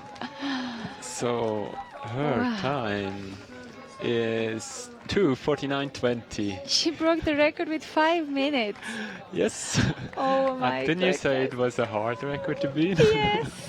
Oh my goodness. No, that's just another level. Yes, it is. Look, it's so emotional for her. Oui, Jérôme, je suis avec Maud ici à l'arrivée. Maud, vous avez battu le record d'Anna Pistrova de 5 minutes. Vous étiez l'archi-favorite aujourd'hui. Vous avez assumé ce rôle. Comment vous avez vécu cette course? Beaucoup d'émotions. Ah ben c'est clair, je l'attendais cette victoire. Le record, j'y pensais pas avec ma cheville. Et puis tout s'est bien passé, je me sentais bien. C'est vrai que ma cheville, je l'ai oubliée pendant la course avec l'adrénaline. Et puis j'étais extrêmement prudente dans les descentes, surtout que t'avais des cailloux, pour surtout pas me refaire une cheville, assurer le coup. Mais j'avais peur jusqu'au bout de me refaire rattraper dans la descente. Et ben voilà, j'ai tenu le coup et je suis juste trop heureuse. Vous êtes un petit peu la régionale de l'étape. Est-ce que vous avez senti le soutien du public, particulièrement aussi dans ces derniers mètres? Ça doit être assez incroyable. C'est incroyable, j'aurais voulu ralentir un peu pour profiter, mais en même temps j'avais peur. J'étais au bord des crampes au niveau des ischios, je me suis dit si je crampe ici, il faut que j'aille à l'arrivée. Et voilà, en tout cas un grand merci, j'étais sur un nuage et ouais, merci beaucoup pour les encouragements. Magnifique, encore un grand bravo Maud. Maud Mattis qui remporte SierreZinal et qui pulvérise le record de Anna Pistrova. Magnifique, quelle émotion. With her record, and she took it a little bit slowly and carefully in the last downhill not to get herself injured, and she wanted to go a little bit faster in the finish towards the finish line to be a little even faster, but she couldn't because she was a little bit cramping. But that's incredible. That's incredible. I would say. Yes, it is. And she said that she had prepared the race very well, and she is so happy to do this. And we saw that she was really emotional, and you can understand that after this big achievement. I mean that then you know why you did all those training hours in the books, and that's something special for all the runners. And now we are on 2:51. Maybe it will be more women breaking the record. It's gonna be tough, I think, but you never know. So we had Judith is a great downhiller. Yeah, that's true. So she had, maybe actually. I think actually Judith was passing Sylvia after Weisshorn. I got a message. So I think that Judith is in second, even though in Weisshorn she was third. But they are very close together. That's good to hear too. She still have 2 minutes to go, and even if she runs under 3 hours, it's really a good time. Yes, there were not many women in this 45 editions who ran below 3 hours. It's only about 6 women who ever did it. Yes. And now, I think Judith might do it, and Sylvia definitely as well. Oh, here we go. Wow. That's record pace. Oh my goodness. Judith is going under the record too, hopefully. Good job. Yeah, I think she will. That's amazing. Wow. What an incredible athlete. So the previous record was 2:54.26. Wow. She even she's take smiling. the time to do high five. This Wow, is she's never done a race of that distance. I mean, the Dolomites, it was her longest race ever with 2 hours 18, and here it's a half an hour longer. Good to see her. wow, so impressive. She will probably take the record too, right? Yes. And Wow. she's not And even just like running. She's taking the time to really do the high She's five. running smooth. Yes. Wow, wow. And is it Sylvia? No, not yet even Sylvia. She took her on the downhill, huh? Yeah, I expected that she will pass Sylvia in the downhill. Is it record time or not? Yeah. 54. It's about the record if Yes. she runs a little bit faster. Let's see. Now we don't have the time here. It comes here. Yes. She did the record. By 6 seconds. Wow. Wow. So impressive. That's really impressive. Wow, I'm really happy for Judith. Yes. So cool. So for you who didn't know, Gabriel is Judith's husband. So he's super happy for her. Wow. Big congrats, Judith. Hope to hear her interview soon. We'll see if she does it in French. Micha. No. Ouais, Jérôme. No, it's not. Jérôme, je t'interromps. Je suis donc avec Judith Wider ici à l'arrivée. 2e place, Judith. Magnifique course. Comment tu l'as vécu? Amazing. Merci beaucoup. It was really tough out there. It was a tough day for me. But I'm really happy I could finish that strong and enjoy the course and the people all the way through. But now my legs are just dead. You've beaten the record of Anna Pistrova. Just unbelievable. Maud Matisse broke the record before, but you made it. Yeah, I mean, Maud was my favorite before, and I mean, I'm really happy with my course. So, yeah, it's really amazing. I'm enjoying it. Thank you. Congratulations. Thank you, SierreZinal. And here is Sylvia. Yes, but very impressive by Judith, as you saw. She said that she didn't have a great day, but she could enjoy the course and the atmosphere. And we see Sylvia Ambassador is running a super good time. Yes. Really impressive. That's probably maybe the second strongest time ever. Yes, she is doing amazing here, Sylvia. It's not many women, as we said, that has been running under 3 hours, and Sylvia is doing that. And wow, wow, wow. Amazing race by this strong lady who has been doing podiums here in the Golden Trail Series. Yeah, that's really strong. So Sylvia had a time of 2:56.17. So that would have been the third fastest woman on Ouais, on Jérôme, this track ici à l'arrivée, before today. les accolades notamment entre Wider et Rampazzo. Look at Sylvia this girl. Rampazzo qui prend donc cette 3e place. So strong. Maud Matisse, Wider et Sylvia Rampazzo. Quel beau podium. They're all happy with their performances. Sylvia, Should be. quelques mots en français o in italiano? Come preferisci? In italiano. Come l'hai vissuta questa corsa? Va, non ci posso credere, veramente. Ho quasi 40 anni e credo che sia il momento di rallentare, ma è incredibile. Cioè, a parte essere sul podio, ma un tempo di questo tipo alla SierreZinal non avrei mai sognato neanche alla lontana. Incredibile, sono proprio felice.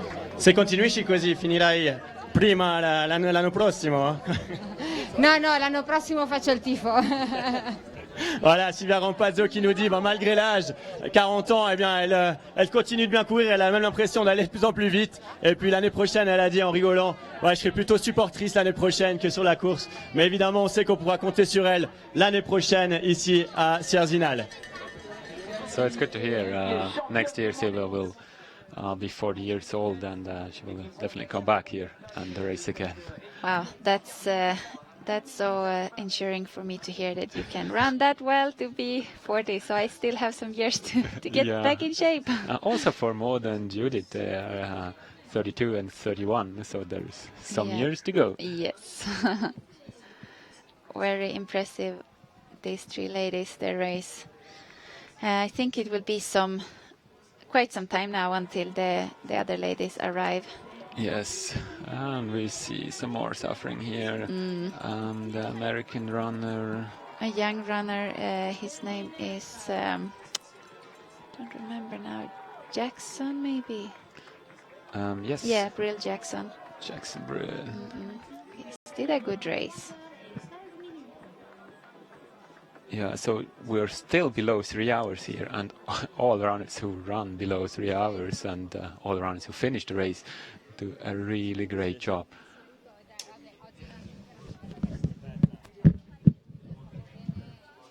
And it gets a little bit calm on the finish line now.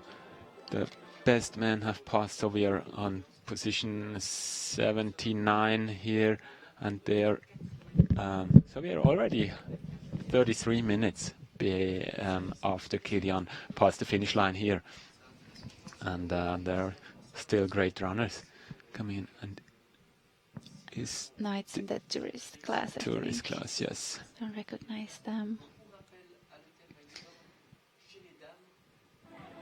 And when we look at the intermediate times of the girls, then we see that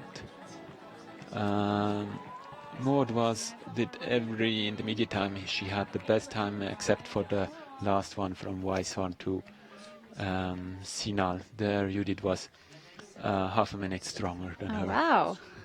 So that means Maud did also a great downhill time. And we'll see if Ruth Croft or any other great downhill will beat that time. Yes, who will be fourth? Will it be Ruth Croft or Anna Sebrin, or maybe even Simone Troxler if she can recover a bit? If we see those these intermediate times from Weishorn to SierreZinal, they were also both below record pace. So so the record pace was over 50 minutes. So it's great to see.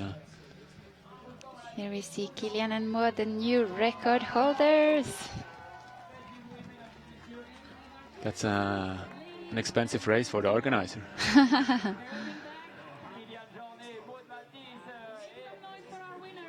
Amazing. And Kilian and Maud, they both run the Golden Trail Series, so they will probably both go to Nepal. Yes. That's good to see. They can still run. I mean, Kilian could rest for half an hour. Here's Ruth Croft finishing. Is it a sprint finish? Probably with a nice... Oh my goodness, this is hard. Oh yes. Anais Sabrier and Ruth Croft. Wow. And Anais look at that. Oi. Wow. Oh no, Ruth is passing. Yes, she has the long legs. Faster legs. Wow, but this is really hard. Ruth is suffering. Look, she has cramps. Fourth. Oi. This is amazing. This is so hard. I mean, here you need to run 100 meters flat after that downhill. That's to switch the pace. That's so good job, Ruth and Anais. Fourth and fifth. Yes. So Ruth ran in 3:01:56 and Anais in 3:01:58. So Ruth last year she ran in 3:03. So that's she 1 minute faster. She could improve her time. Yeah. I think she was especially faster on the first part. And here comes Simone for the sixth. She did a good job on the downhill. Yeah, she's not far behind now. Look, she runs still smooth. That's great. Last year, Watch third out. position. Watch out.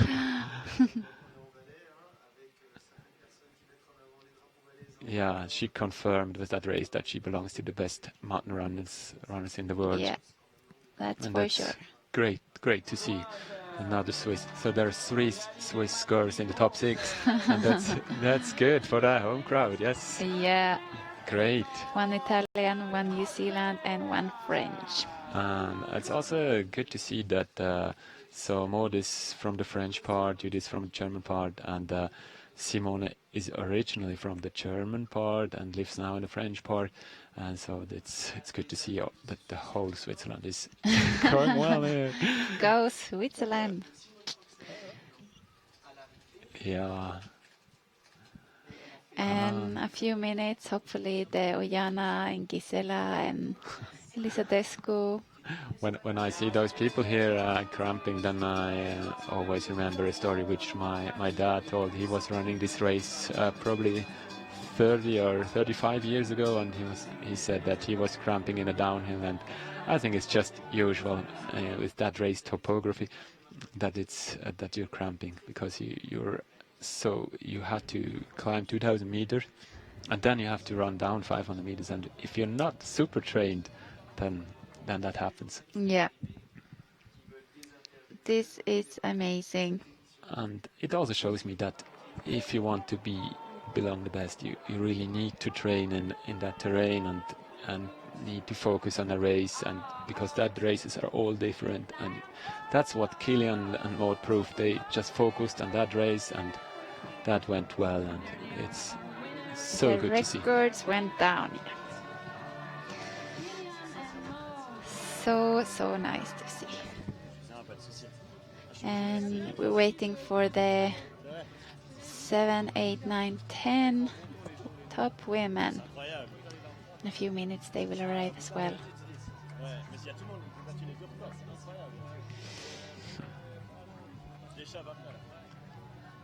This is great. It's so great to see that Kilian, he can run ultra marathons, he can run 30 minutes vertical race, he can run a SierreZinal. He's everywhere on the top, and that's what makes him so unique and so great, right? Yes, he's really one of a kind.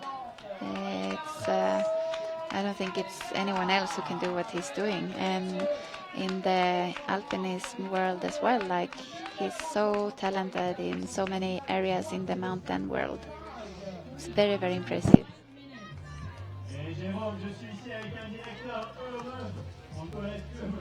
Will you party together with him tonight? There's a big party. I need to do my hours of training, actually, so I will go out running when I'm finished here. I have many hours to go this week, so no party for me. Emily, do you follow a training plan, or do you take day by day? I'm doing my own training plan, so I follow one, yeah. Great. So the weather is still good, so there are beautiful trails out there to enjoy here. Exactly. And those trails are beautiful here in Val d'Anivier.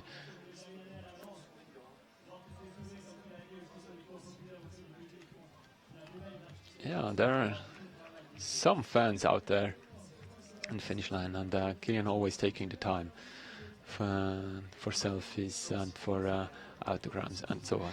Yeah, now he starts to look like he wants to go to take a shower and drink some water. And when can the other ladies finish? It's 3 hours, 6 minutes now. They should be here soon. So, yeah, it's Simone was 14 minutes behind Maud and the top 10 runners. Now we see it's Elisa Desco. Yes. She really recovered. This is typical Elisa. She always have a lot of power in there. And is it Holly Page? Yes, I think. Oh my goodness, she has been doing an amazing race, Holly. And there is one guy who doesn't want to be passed by the girls. Yeah. No, oh, come on, girls. This is so exciting to watch. I'm so happy for both of them, especially Holly, who did Tromsø Sky Race last year, and she didn't think she would make top 10, but... Last week, you mean? Yeah, last week.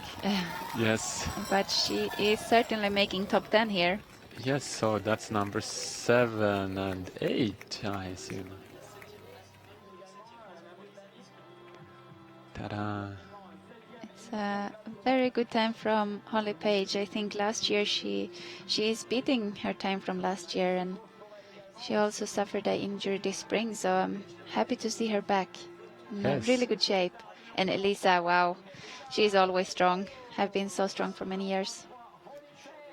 So they will have a time of 3:08.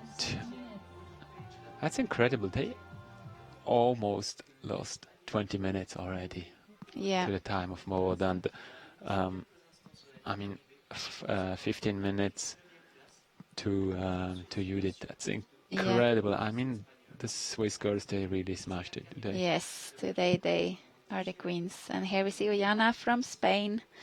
She will take the 9th position. Yes. Which is really good race of her.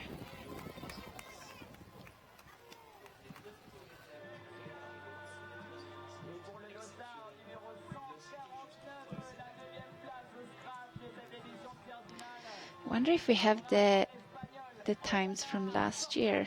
The top women can be interesting to see. From last year? Yeah. For sure, Maud and Judith are way in front of the yes, number 1 and 2, but can be interesting definitely. to see So how last many. year, Lucy won, and Lucy today we haven't seen her, and I will just check the times from last year.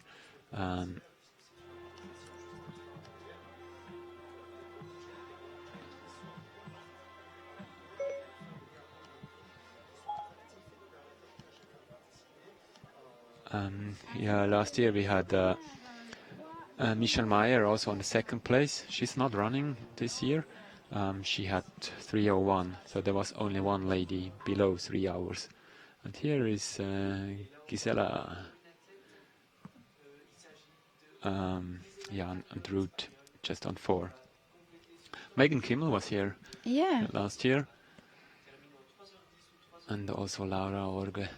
Yeah, so the top 10 were around 3:10 last year as well, so it's a bit faster this year, but way faster number 1 and 2. They were far below the record. Yes, it's great.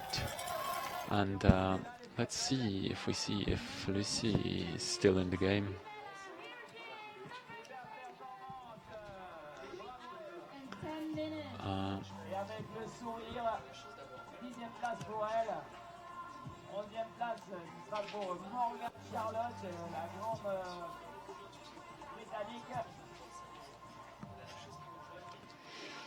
Yeah, here we see another finisher as well.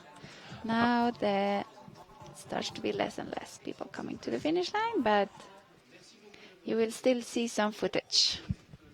I think Lucy, she must have quit. She was not in Chandler. So that's sad to hear, because she would have challenged Maud, or at least Judith and Sylvia.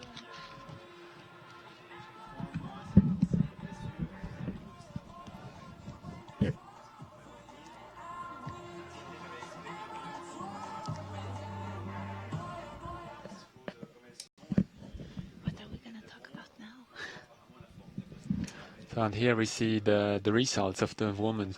So we have Maud Martis in front with a clear victory and a clear record, and even Judith on 2nd. She was below record time, and then Italian Sylvia Ambassador, Ruth Croft from New Zealand, Anna Isabrie from France, Simona Troxler from Switzerland, Elisa Tesco, Italy, Paige Holly, Great Britain, Ollana from Spain, and also Gisela from Spain.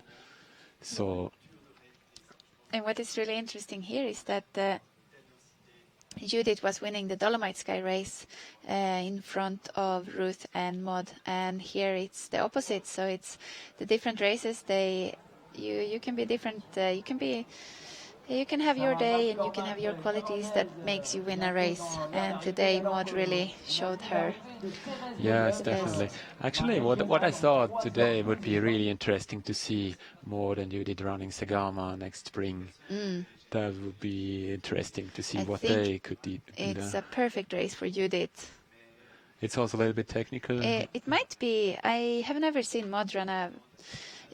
Sagama is not very technical, but I have never seen Maud on that kind of course. I'm sure she will do really well, but maybe it fits Judith even better.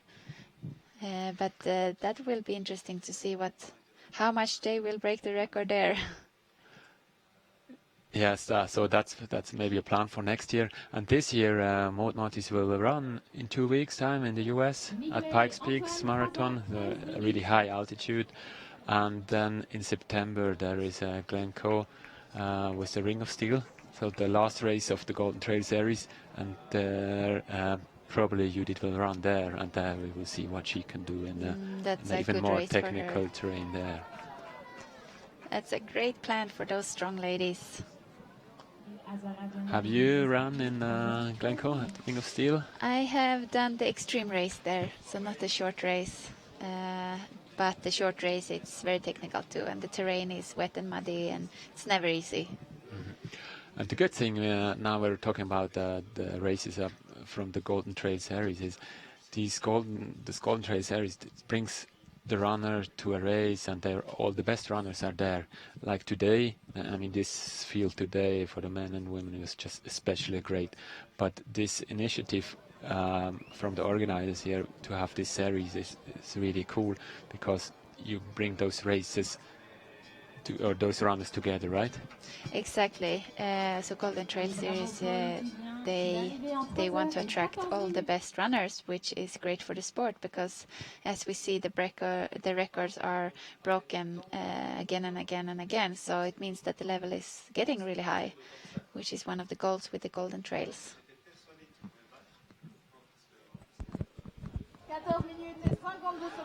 Great, and now we will soon see some highlights from today, and just before we see that, what was your highlight from today, Emily? Wow, for sure to see Kilian break the records by so much, and it's great footage from all the race, seeing especially Kilian in the front. It has been amazing, and to see everyone out there doing their best, it's really cool to be able to follow a mountain race like this. Yes, so that was the start at 500 meters above sea level in Sierre, and then the big climb here just after 40 minutes in Ponchet. After the big climb, Maud had a big lead already here, and she continued to build that, and Kilian was really strong all the way through the race. Yes, here we see some of the highlights from today. And as we see Maud and Judith here and Ruth Croft, they all did a good race, and we saw Maud hiking here, and she is just an incredible runner. She can hike and power hike and then run again. It's incredible to see that pace.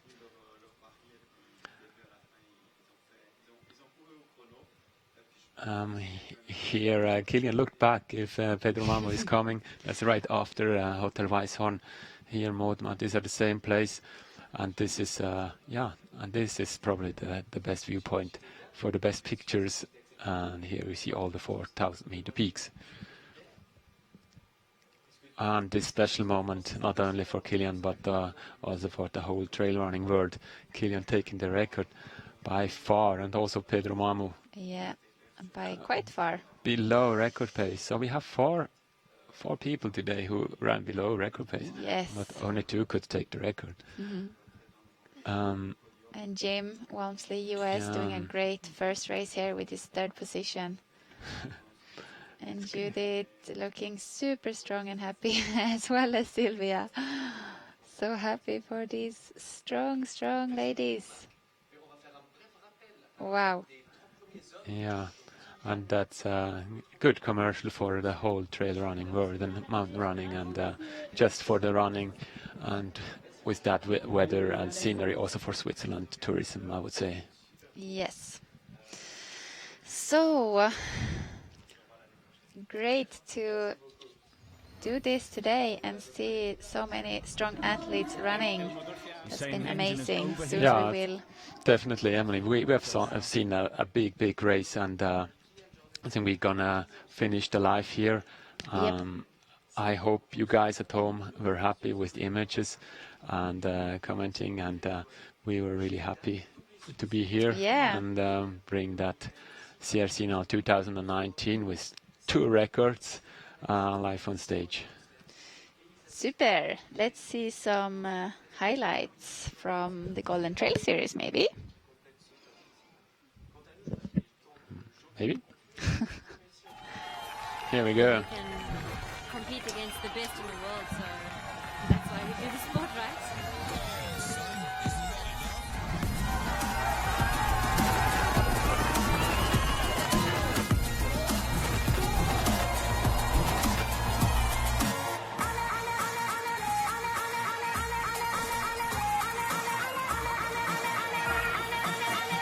Son, isn't that enough?